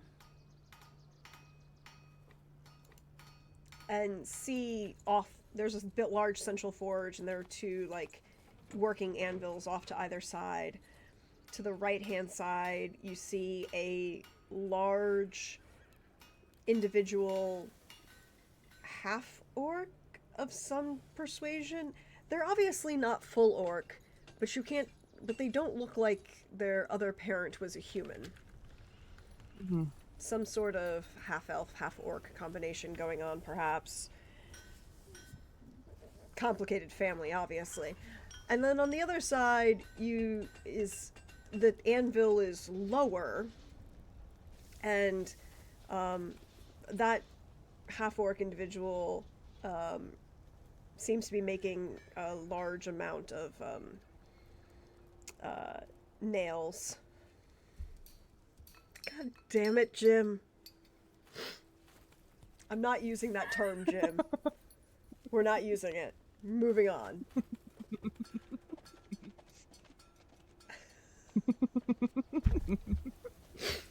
Moving on. But he's making a bunch of nails and seems to be doing a lot of very domestic blacksmithing.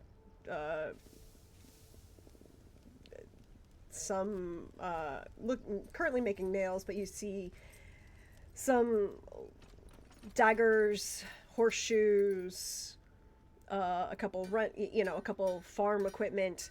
Your everyday farrier and blacksmith who does important works. And on the other side, with again a slightly lower anvil, is a dwarf of that both indeterminate age and indeterminate gender that just says dwarf above them in giant flashing letters, right? Like, Mm-hmm. you look at them, and even you, Civ, are kind of the, well, they could be of any one of the genders. They aren't really intending to present as any of them. They just are a dwarf smith, and that is what they wish to be known as. They are one who has given themselves to their craft. Their beard is very distinctive, however. It is gray, that kind of steel gray that you're not 100% sure doesn't come from just the amount of ash and smoke that they work with every day. And it's been braided into two pieces that kind of come together in like a U at the bottom, about mid-sternum. And there are no jewels in the beard themselves, although you can see a very large bejeweled twist clamp. What is it called? Oh, I have one right here. Where's the other piece? Oh, it's over there. So, like, you know, one of these where you stick the stick through the back, and that's holding like half of their hair back, and it has some very large jewels. Nothing like a diamond or anything, but some, you know, distinctive things like a couple tourmaline, and you can't quite see based on just the way they're holding their head, the work and what it's designed, but it has obviously intention. And as you come in, kind of like look around, the half-orc individual takes one look at you up and down and whistles sharply. And the dwarf looks up, and the half-orc turns and says, "This one's for you," and then goes back to making nails, because they can just tell you are not here to get a horse shod or a new plow sharpened. You know, very, very good assessment. As I come in and I see them, I will take a moment to look. As I start walking towards them, I take a quick moment to look at anything they have on display on my walk over towards them, just to get a generalized idea of what their work quality is like. As you come forward, you can see like a line has been kind of like not carved, but like intentionally deepened in the grout of a couple of these large pavers. That's about a good 6 feet from the anvil itself, right? Like, and you can tell that this is the line. Do not cross the line. Do not come closer. If you come closer, you are now impeding, we cannot help you. You will get lit on fire. It's a thing that will happen. But their work,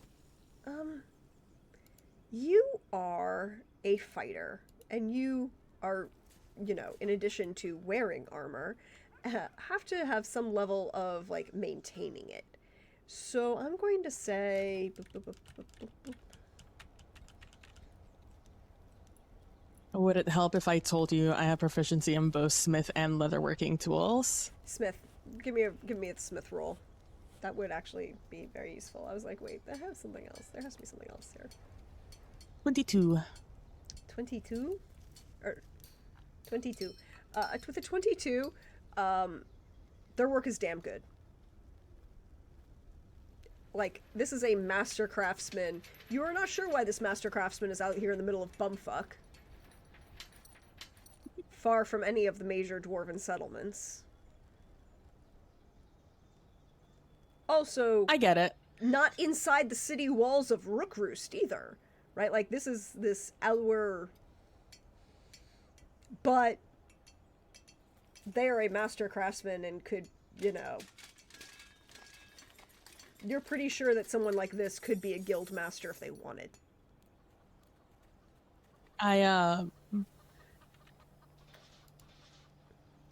There's a moment of, like, confusion and just confusion that crosses my face for a moment, and then just like I think about it a little bit and I'm like, no, I get it. All of this very clear on their face. They're not good at that kind of stuff, so all of it very clear on their face, their entire thought process of being like, wow, why would wow, you're really good at this. Why are you out here? I get it. Anyways, and so I, as I get there, I say, hello, are you the owner of this locale in Dwarvish?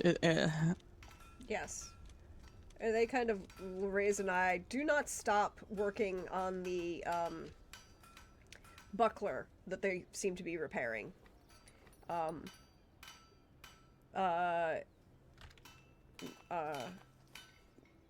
Gomrel. And you need... As they keep hammering away. Something repaired under that cloak? Gomrel? Civ. Gomrel. I'll be like Gomrel, okay. Civ. Not repaired. In addition to. And it seems I'm lucky on this day. And I will pull back the cloak that'll be held on by something around my neck. And it'll show off the whole split mail. And I will say, I would like these. Are they called pauldrons still? Yeah, they're still called pauldrons. Pauldrons here replaced with a new material that I will provide. All right. And it kind of like takes 30 seconds, another 10 seconds to finish hammering it out, and flips the buckler on the side of the hammer and uses that to plunge it into the plunge bath. All right, then. Bring it over. What are we doing? And before I even start to take off this project, that is taking off like in heavy armor, I swing over the bag I have with me, and from it, I would like to take out two scales that I roughly took off of the dragon we fought on our way here. Yeah, the one you survived. You know, Yeah, they don't need to know the details. The one you didn't kill, but you survived. You know, they don't need to know the whole story. That's fair. And so I take out a couple of the scales that the dragon were fight running from it, and Entirely acceptable process.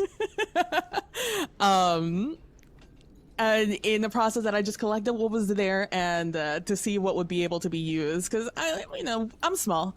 We can make things work. And I showed them the array of scales that I got, and I say I would like to replace these pauldrons with the scales. Well then, and they take one of the scales, flipping it in their hands, feeling the weight of this almost diamond hard material, but the flexibility that it offers, right? And the literal, the slight sharpness on the edge of each of these scales. Now, we're gonna say that these scales came from one of the legs, because it would make more sense given things and ease of ability for you to remove, right? As you were engaged in not dying.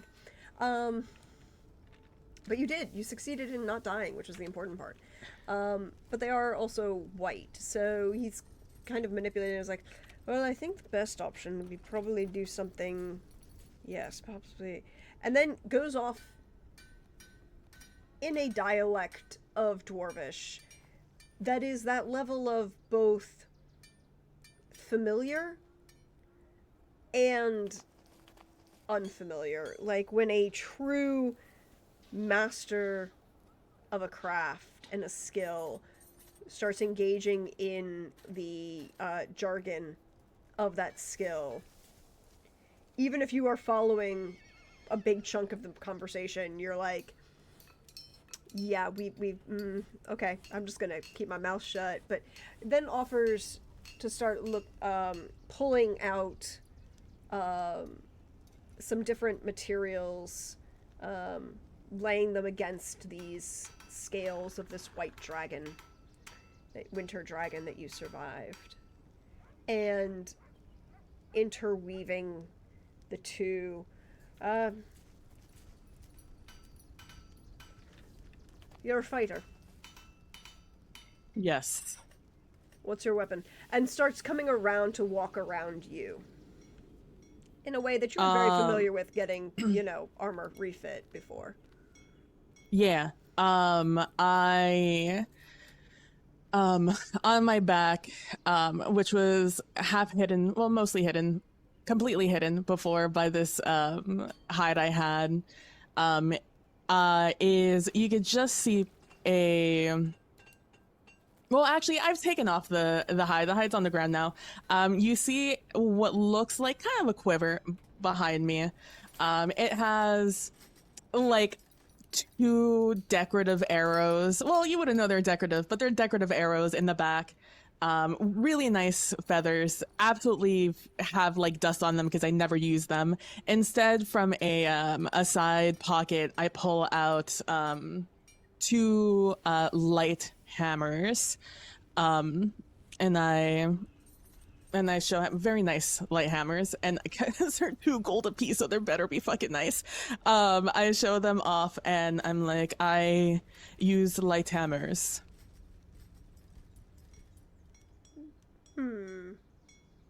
All right, swing down. And he's kind of like wants to see your range of motion, what he needs to do to adjust for the range of motion in your attack. So roll me an attack with your light hammers. And as I'm gonna go and attack, I instead look for some sort of dummy or target somewhere on a wall instead to aim at. As you kind of do so, you will see that there is like a square target with a outline of someone's face on it. You're not 100% sure whose face that is. You can just kind of like make out the silhouette that there is a humanoid shaped head there, and of a straw kind of target that's against the wall that very obviously has been struck a number of times by a number of different types of weaponry. The features are no longer distinct, but it's just there. It's a thought that counts. And as he says, swing it, I will turn and I'll look at the target, and I will take my light hammer and I will throw it at the target instead. Ooh, very nice. Don't worry about damage. This isn't about that. This is about, just getting the structure. It's like, all right. How did you come across this? The scales? No, the hammer. We thought...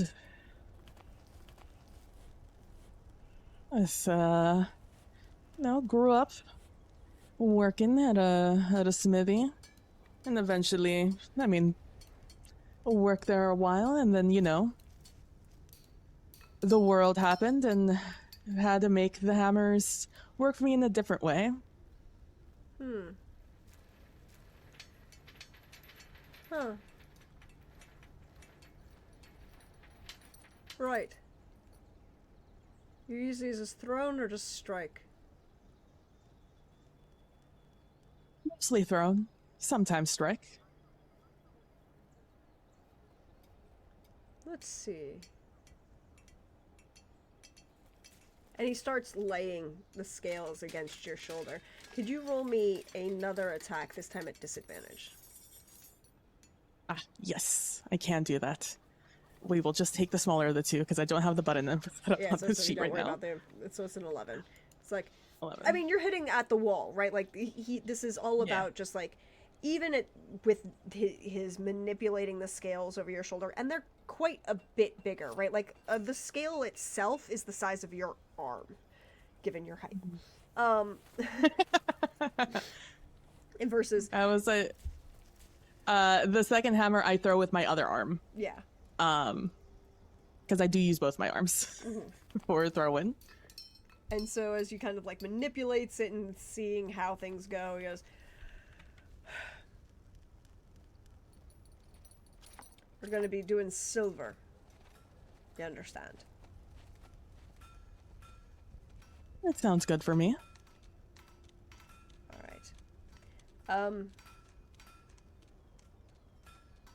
Do you care about how it looks?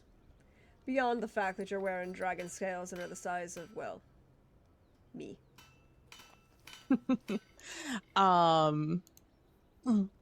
And I will take it as basically like a courtesy question, because this armor is extremely well taken care of. I will look at him and I'll say, I would say yes, I do care. For it to look good. All right. Give me 48 hours. All right. 48 hours. Sure, I can convince the party to stay an extra day. This is not something that takes a quick movement. I fully understand. And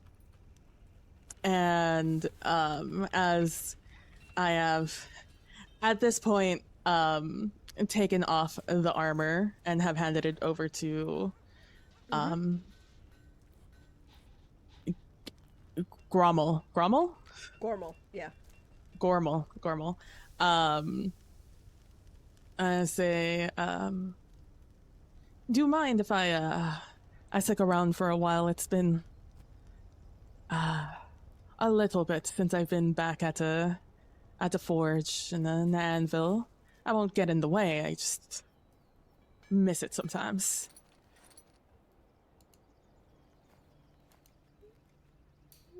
Roll me persuasion. What if I say I'll work? Persuasion. Oh, I have a plus in it. You're at 19. That's not bad, actually. Let's go. You end up with a positive because of your proficiency modifier.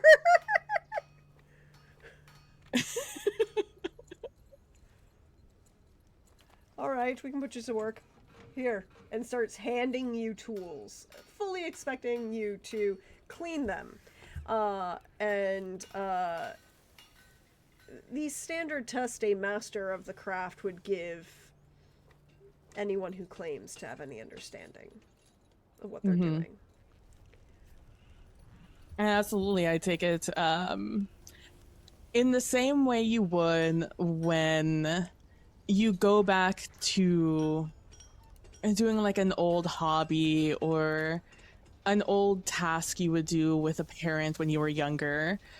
Something that's so routine at this point that when you were a kid or when you were working in that profession at the time, it was so repetitive and boring and almost insulting that you still had to do it at that point. But years later, you go back to it and you have a very clear fondness for that task. In that same manner, Civ will like grab the items and go at it with a practice and a care of someone who has done it a million times, but a nostalgic fondness and almost sadness of having not had the chance to do it in a long while. Mm-hmm. And it's a quiet, restful period before... How long will you stay?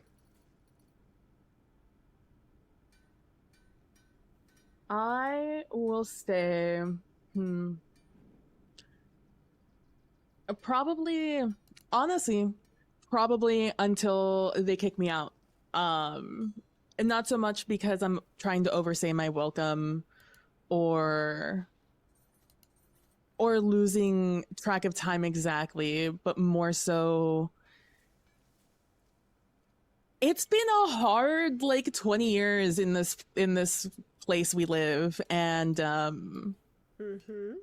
this is like the first time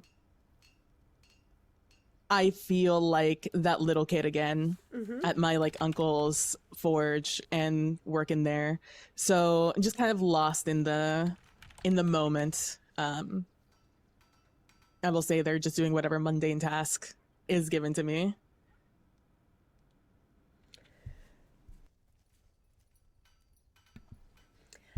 At a certain point, he starts handing you other things, various other tools, asks you to, hold the bellows open. Not great commands, but they seem to view your,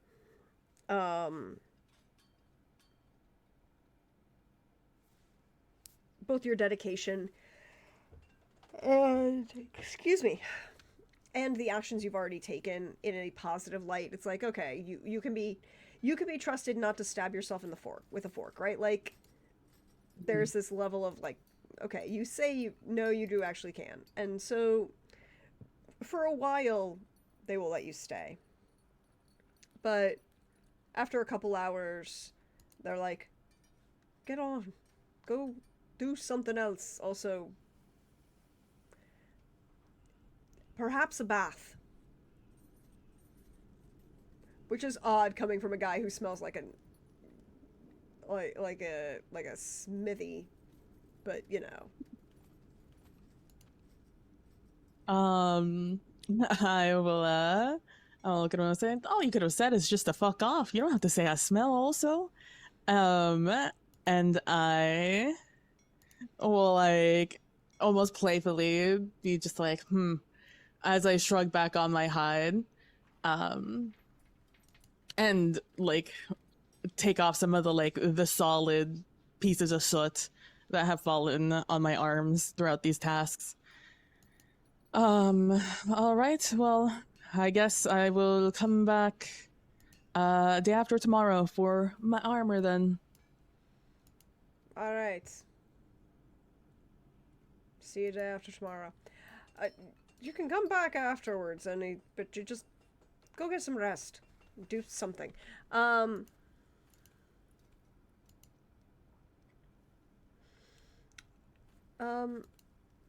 It's darkened significantly while you've been in this smithy inside this forge.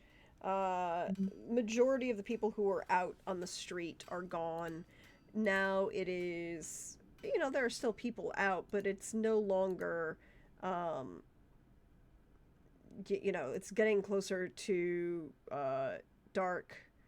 There is more and more sounds of people closing up shops. There's a quiet approaching. That kind of quiet that you get at the end of a day as you make your way. Where are you headed? As I walk out and the cold air slams me in the face after being next to this forge all afternoon, while I shiver, my stomach starts to growl. My stomach starts to make noise and remind me, hey, idiot, you didn't eat today. Go eat. And so I will take that cue, upturn my nose, and I will follow the smell of food being prepared somewhere off in the markets. Okay, could you roll me a perception? Perception. A 19. There's a bunch of different food stalls, various types of meat on a stick. You've got your various dipping sauces to go with your various meats on a stick. Buns, savory and sweet. You can find pretty much anything you want, and you see that there are a larger number of, like, small stools kind of growing up around little tiny tables close to a couple of these street vendors. Basically any street food market in Bangkok or Singapore, or, well, not Singapore because they don't really have them the same way, but in Thailand and Vietnam and, Indonesia, this kind of, or even Japan, this kind of level of, it's getting later, alcohol is freely flowing from a bunch of people, and there are a bunch of people who are just like, I'm gonna go sit at this guy's stall, and I'm gonna order beer from this dude, but I'm gonna eat his meat, and I'm gonna get his steamed buns, and just, like, kind of wander around the night food market. And the vibe has changed. There are fewer and fewer children, and much more adults in varying levels of, shall we say, inebriation. Mm-hmm. And music. Understandable. There's, music kind of happening around. With this atmosphere and having been on a slightly distressing journey here, I am going to kind of like get a little bit of everything that I wouldn't get on the road. Because like, well, you know, we can hunt a little bit. We're not getting this kind of quality. Even if it's like shitty quality, it's still better than the quality we get on the road. So I'm grabbing various types of meat on the stick. So many sauces, all the sauces. I miss sauces. I'm getting that. Vegetables, again, hate them when I have to eat them, but after not having eaten them for a couple of weeks, give me all of them. Anything that is fresh and not dried. Please don't make me look at another nut tonight. Anything that is fresh, I am taking. Anything that seems like it was recently picked, I'm eating that. And I am everything sauces. If we were looking at those little like sauce tins you get at certain places, they're like stacked real high because I just keep being like, and can I get some more of this and more of this? And I don't particularly partake in any of the alcohols. Again, going more for maybe not like the beers, but maybe going more for like the wine, something sweet, something that is distinctly has a distinct taste that's not like a beer. Yep, like a cider or yeah, maybe a mead. As close to a juice I can get. Yeah. There's a couple ciders, some non-quite alcoholic distilled fruit juices, right? Like, you know, more fermented and not quite distilled, if that makes sense. Like, because, you know, no one's drinking the water. But as you're kind of making your way through this entire space, I need to know something, please and thank you. I need to know.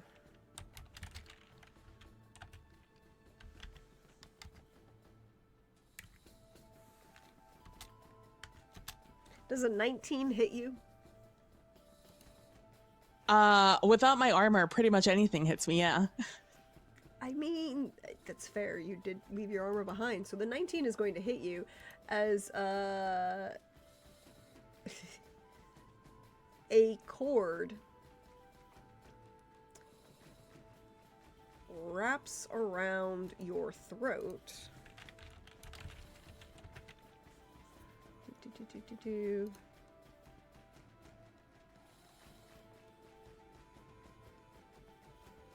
And you feel something start to tighten around your throat. As you are being strangled from behind, you're taking 3 points of damage. You cannot talk, and you are technically grappled by an individual who is significantly taller than you are. I also need a Constitution saving throw for you. On saving throw, add a 1 to that. I have yet to do the thing I need to do to add a 1 to that. 19. Yeah, you're fine. You needed to beat a 12. You are not unconscious. Let's go. Hold on. Can I? Go right ahead.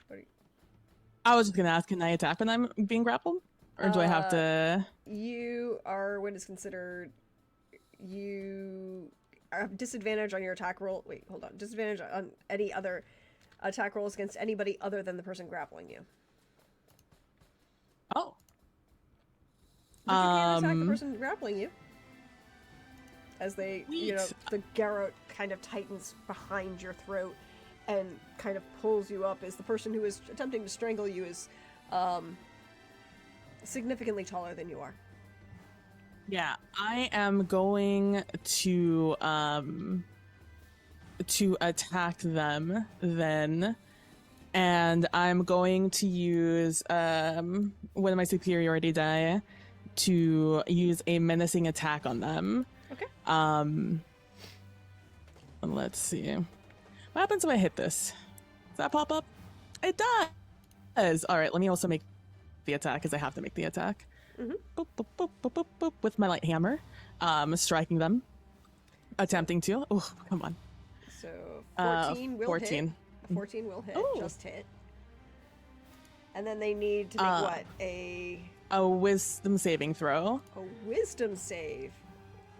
against a 15. Okay. think. Well, it's not a negative.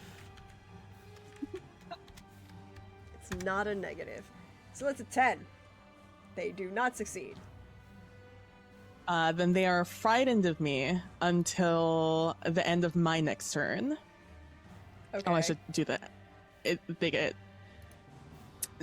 That was not what that was supposed to do. Yeah, because you didn't set whatever the die was to roll. It just hit the +4 is from your strength, so.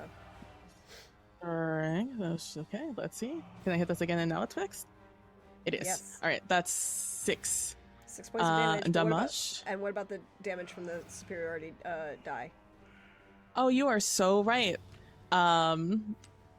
You're so. Ooh, that is not what I want to see when I hit that button. 1d8. Hit him for another 6. So for 12 points of damage, as you swing back. Not going for murder. I'm not trying to murder anyone in the middle of this place. So if any of this is lethal damage, it just knocks them out. No, don't worry. You Okay. are not anywhere near killing this individual. As you kind of Thank God. swing behind you, and realize that you hit basically his knee, and you're grunting attack. I have a very okay. So you're grappled, but they're frightened. So they have to move away from you. Okay. I think so. They have to move. They on their turn they make attack. They can stay there, or they can make an attack. But they're supposed to move away from you, and they can make an attack. They can attempt to make an attack at disadvantage. But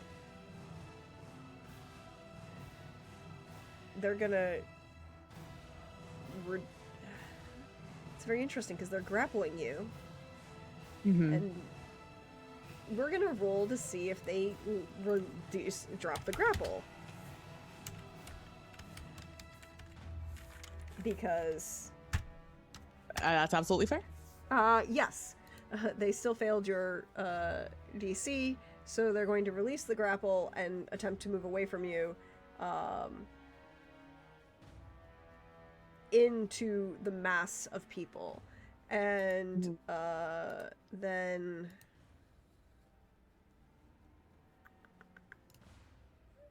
as they move quickly through the crowd,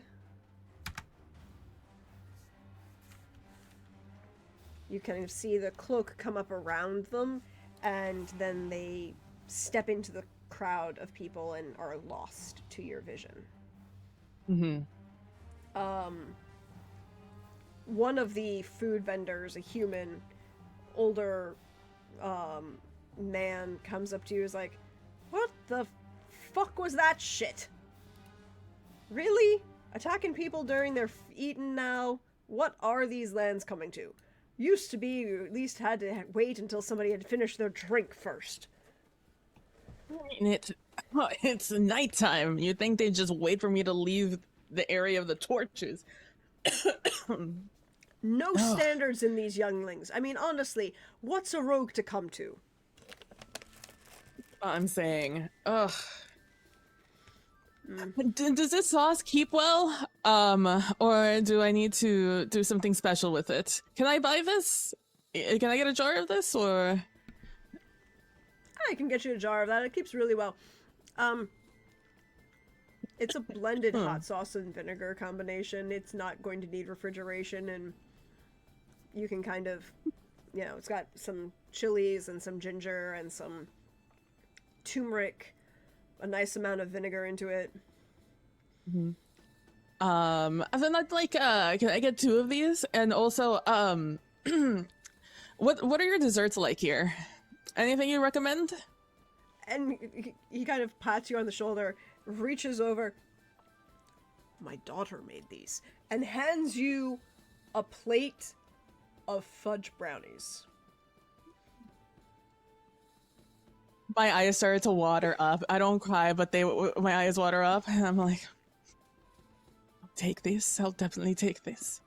And I grab one and reverently look at it, but I close my eyes as I take a bite out of it.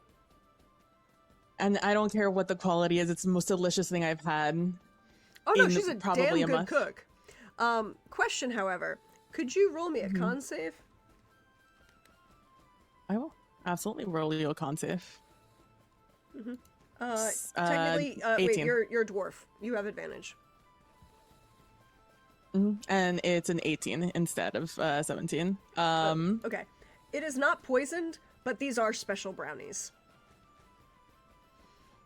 Your throat isn't really. I mean, you can feel the light buzz going for you. As I take a bite out of these, eyes close, tears rolling down my cheeks, and I'm like, this is the best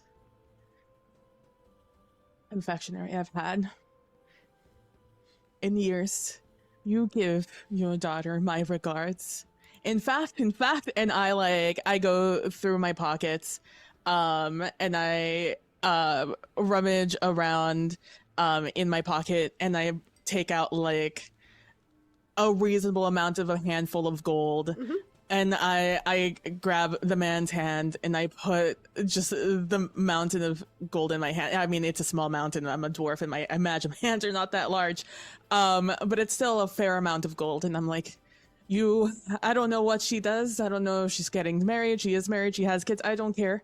You give this to her and you make sure she enjoys the next whatever is coming up in her life. That's from me to her. These are the best thing I've ever had in my life. And I will take the lot. Don't worry about it. Also, shh, don't tell no one. And he hands you a second jar of sauce on the house. Thank you so much. And I store them in my bag, in another, or in the quiver. They just disappear under my cloak. As I place them in my bag. I'm like, and I will eat another brownie, and I'm just like, thank you. And I'll stay there for a little. I'm completely unconcerned about this death attempt or murder attempt or whatever this attempt was. Which maybe it should be concerning for other people that I'm not that concerned about it, but I'm not that concerned about it. And I will leave after a couple of hours of just kind of gorging myself on the goods of this area. The man who owns this food stall, this is a gentleman of what we would call of stature, right? Someone who is like 6'2", 6'3", but he's also like 250, 260, right? Like, he might be a linebacker for the Jets, you know? He probably could run a 440, right? Like, decent sized dude, not a small man. But as you begin really enjoying this food, this is where he is like pinnacle.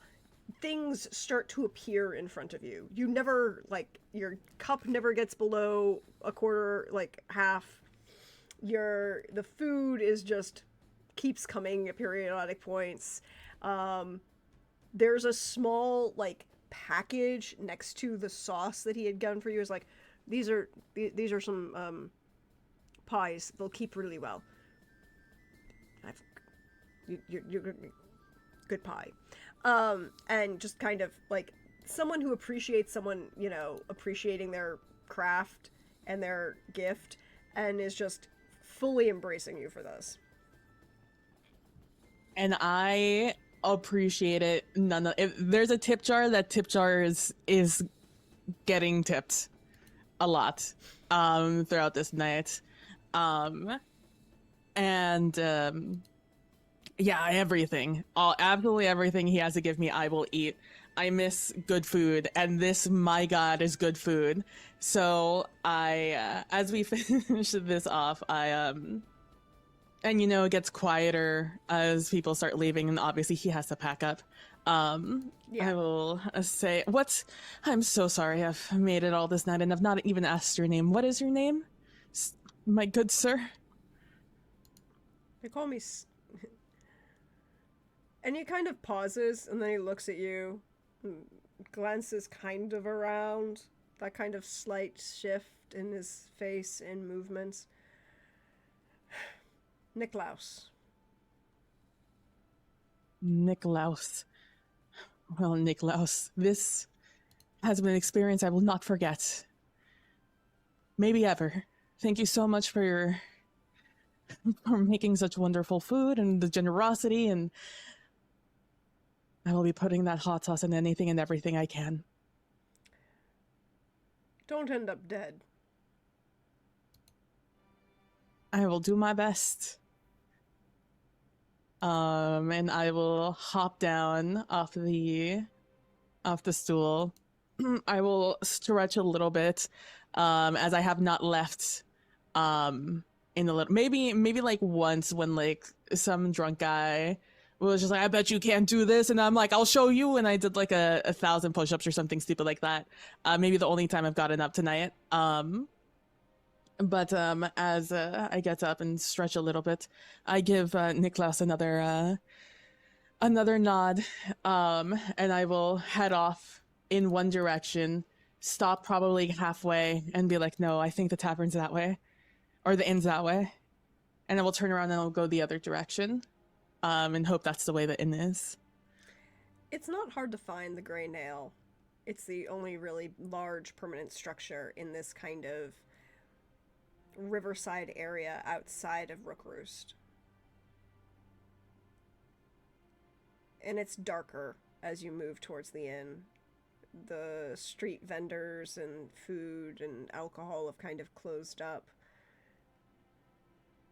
Can you roll me a perception check?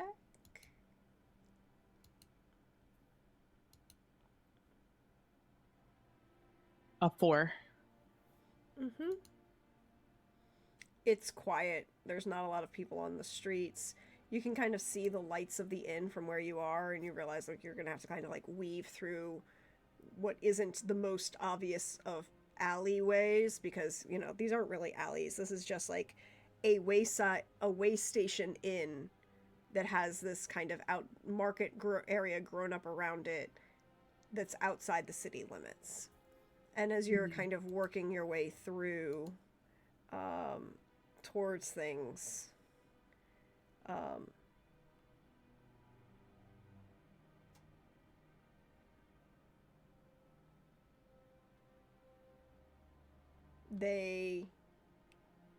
all of a sudden you hear something, and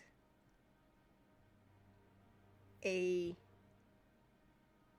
heavy thing swings out of the darkness and shoves at you with a spiked shield. Ow.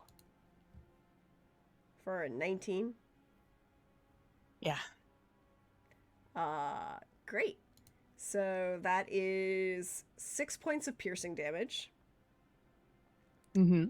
And you are knocked 5 feet back and prone as this large, dark, menacing figure who has covered their face with like a cloth,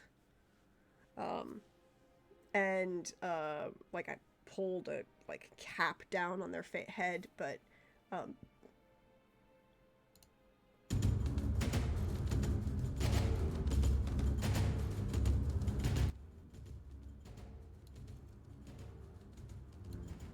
Could you roll me a dex save, by the way, as you fall prone? Because I have a very important question.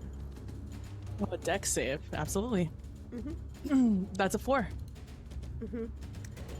You're going to lose one of the jars of sauce.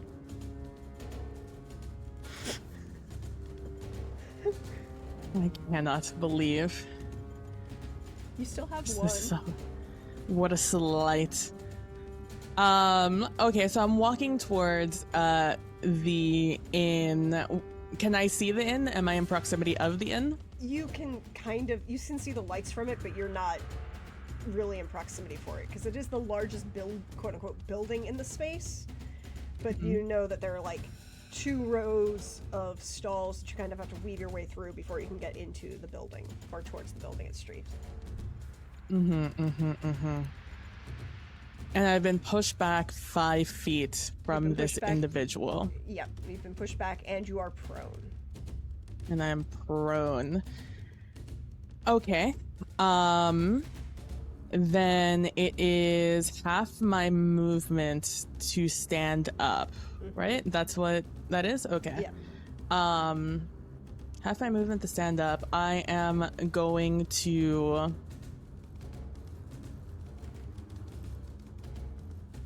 Give me one quick second to just look at what I need to do for this. So this person wearing a mask has a shield, assumedly also well armored. Okay. I mean, they have a shield, but that doesn't necessarily mean anything. They have But it's a like- level of armor on them. Put it that way. Yeah. I am going to then use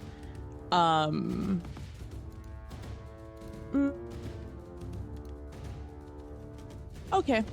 I am going to use my bonus action to throw a hammer at the guy. And I'm gonna throw at them, and I'm gonna use a superiority die in an attempt to also do a trip attack on them. Okay. Oh, I forgot I haven't set these up yet. And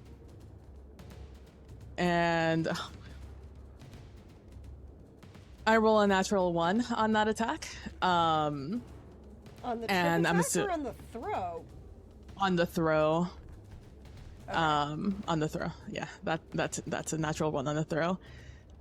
So the hammer, you throw the hammer, it goes spinning, and it doesn't, I guess cutting up the motion is just disorienting for you. It's just, also you're slightly upset that you lost your hot sauce.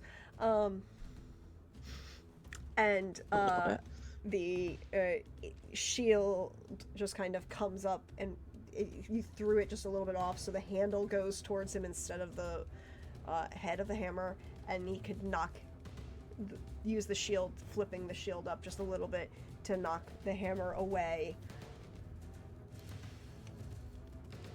I am then going to use my action to dash with whatever so I had 35 movement. Half of that is what, 16, 17. I'll use that extra 17 and dash doubles that. That's what dash does, right? And Yep. so I've just moved like the 30 something feet. Wait, you get to dash as a bonus action? I use my attack as I use a bonus action attack. Oh, okay. So you bonus action attack, and then I'm using my action to dash. Okay, move. Yeah. So yeah, that's just I think my full movement. I think I dashed 35 feet to weaving in and out of and going under certain stalls. Using the mobile feat, difficult terrain doesn't cost me any extra movement, so I will take full advantage of that as I weave in and out of this market area. Does that remove attacks of opportunity? Yes. Okay. When I make a melee attack, actually, against the creature, Yep. Okay. I don't provoke. So yeah. That's what I thought, but I was like, I want to make sure. Okay, so Mhm. you're moving in and out, heading towards The end. Yeah. the end. Okay. Let's see. It's going to try and move towards you. Following you. But oh, they will full on run at you. But fun fact, even the obstacle terrain reducing speed for them means that you're about the same speed now. Yeah. Because their speed is aggressive. Mm-hmm. The answer is aggressive. And they're going to try another shield attack against you with their big spiky shield as they run up behind you. You need to stop doing that. I mean, If not for me, think of the hot sauce. so a 16 Mm-hmm. and that is then I want to make sure. Oh, 1d6. So 6 points of piercing damage. And I need you to make a strength saving throw. Okay. So whatever this is, +1, 26. So this time you are not knocked prone. And the second jar of hot sauce is safe. Thank God. Thank the gods, even though they don't care in this world. I have to imagine that in this one moment they really do. So I'm not knocked down. So what I will do is I am going to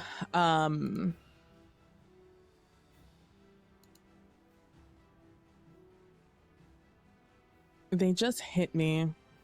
So they are in my range. So I'm gonna turn and I'm going to swing one of my hammers at them in just normal melee range, the boring way, for a 15. 15 will hit. Oh, sweet. And now that I've read these a little bit better, I don't have to say what I do until I figure out if it hits or not. I am going to use one of my superiority die to attempt once again a menacing attack on them. Mm-hmm. And they must make a wisdom saving throw. And they take 8 damage from that, and then I'll do the superiority die. Well, they take a total of 9 damage, and they have to beat a 15 for their whiz save. They fail. They fail. They fail. Cool. I am going to move backwards out of their range, and I'm gonna throw another one of my hammers. Mm-hmm. And for the audience, what I'm doing is I am I'm grabbing it. You're just watching a hand go under the cloak and take out a hammer, and then another one to take out the hammer, and they take an additional 8 damage. Yeah, so, how would you like to kill this individual? I would like to not kill this individual. I would just like to knock them out. And if they seem to get a little wobbly. I'm assuming after that first attack, if they don't take that much damage. That second attack that I throw, I make sure to throw in such a way that, you know, I'm not going for something vital. I'm going for something like, hey, go to bed, go to sleep. They and will fall forward unconscious as you kind of just strike the temple just right. And their heavy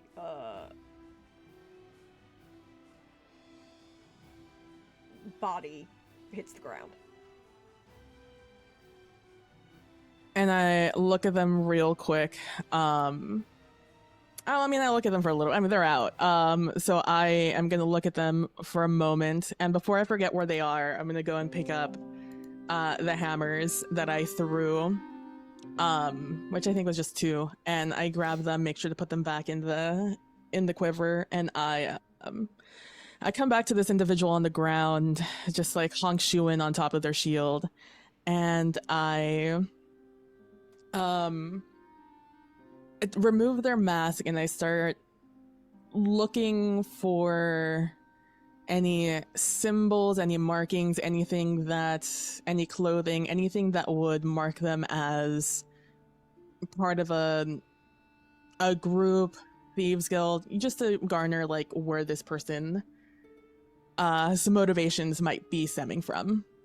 So you see, roll me an investigation.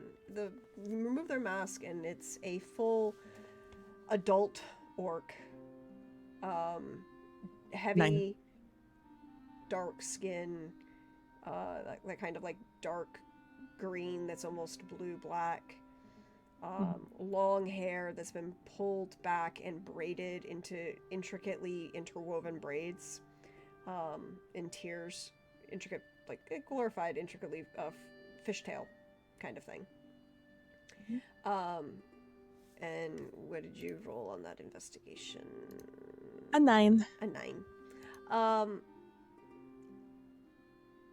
He's male presenting, but he doesn't have any, like, there's no visible insignia, right? Like, all of the clothes are very obviously monochromatic, dark colors, but no symbols, no markers, no tattoos. He doesn't even have a lot of scars on his face beyond, like a couple, nothing that makes him stand out. Mm-hmm. And that you think might be an intentionality, right? Like, he's so blasé that he could pass for anybody. Well, yeah. Who's a 6'3" orc? Right, like. But there's nothing unique about his person.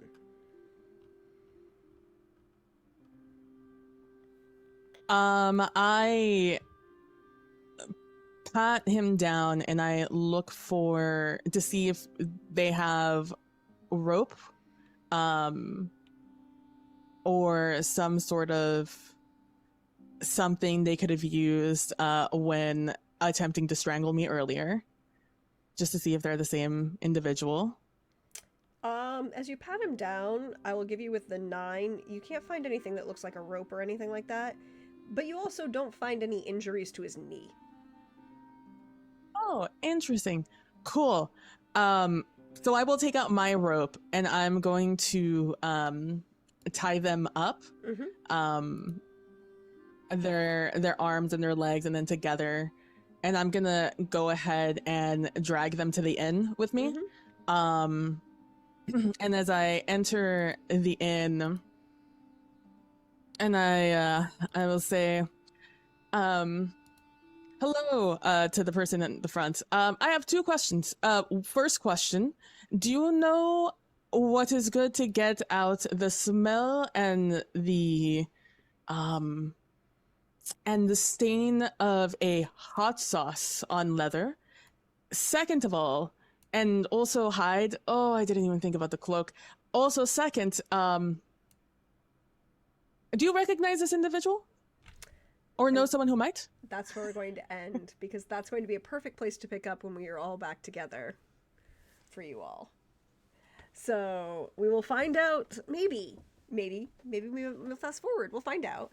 But this was a brilliant little introduction to our Dwarven Battlemaster. Thank you, PB, for being here. Thank you to all of the wonderful players, people at home. PB, tell us where you can find you, all of those good stuff. Share the love, joy, all that good stuff. Of course, I'm PB from my PB Plays Inside, where you can find me over on Blue Sky and Twitch, and also on YouTube, actually. I am right now getting prepped for later this week. I am doing a character creation with my friend Hey Nilly. We're doing a Letter to the Stars character creation for next month. And then I am also in the middle of prepping for a solo game that I'm going to be doing at the end of the month that is called Reincarnated as an Unlovable Villainess, that I am very excited to do. And I'm just gonna be doing prep from like here until the game starts, or the game starts in the end of the month, last February of the month. I can't remember the date at the top of my head at the moment, but that's what we're going to be doing then. And I don't think I'm in it. Oh no, that's offline, so that's not a thing I can shout out. But this was a great session. I'm very excited to see how everybody else's session goes. I loved watching Lynn's earlier today, and I'm very excited to see what you have prepped for us, Prax, because it's going to be so good. Also, I'm going to have to remember to go get some more hot sauce, because what a travesty. Look, I mean, you do have to go back and get your armor, so there's that. I'm gonna stay here at least an extra day, so I'll be able to clean the hot sauce out of my bag and my clothes and be able to go get another hot sauce, hopefully. Indeed, indeed. Thank you again for being here. Thank you, Lynn, for playing earlier today. Go ahead and just say hello to the world, Lynn, because you're muted still. Oh, hey. Yep. It was so nice. It was indeed a lot of fun. We will be back next week with 2 more character introductions for our last 2 players, and then the following week we will be ready for our first session with everybody. And I'm just going to tell you right now that first session is going to start with a dwarf walking through the doors of an inn, covered in hot sauce and dragging an orc. Because that's the moment that will be pinnacle. And it will we'll see how that falls into the rest of the story that will be unfolding. But as for me, hey all, you know me, I'm at Deirdre Dunlin on Twitter, although I'm not doing a whole lot on Twitter right now. Prax the Bard over on Instagram, Hive, and Blue Sky. And you can catch up with all of the VODs over on YouTube. It's where everything gets put in nice, neat little organized playlists, including the book reviews I've been doing, and I did one last night. Couple books that I think people will really like. PB, you need to read the Tanya Huff book. Ooh. Okay.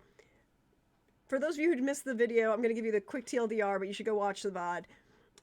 Tanya Huff has a new book. This is the pitch, okay? It's called Direct Descendant. Okay. It is a sapphic, small town romance,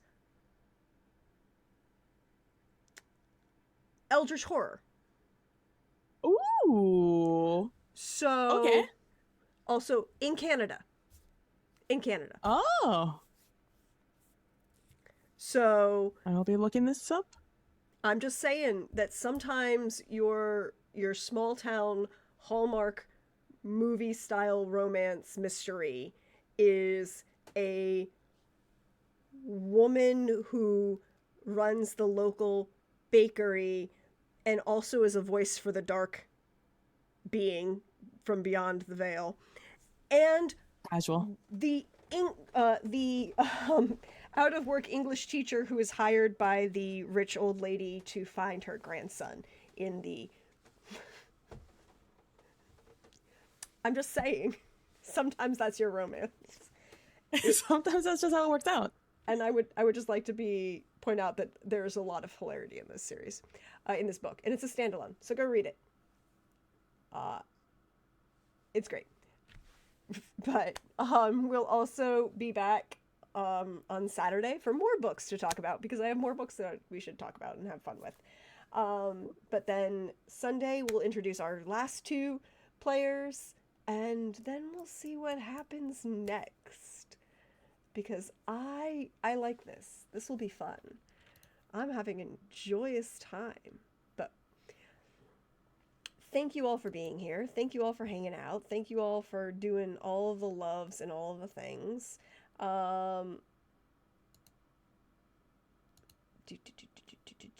Let us see if there's anybody up we can raid. Cyber Nation Uncensored is up, and they're playing some Blade Runner. 'Cause, you know, Blade Runner. So let's go ahead and give them some love and some raids, and then we'll see what happens next, everybody. But until then, thank you for being here. Oh, you should check out the merch store, because the Vampires for Nixon stuff is gone at the end of the week, and will be some interesting new stuff coming out. But we'll catch you all on the flip side, everybody. Bye.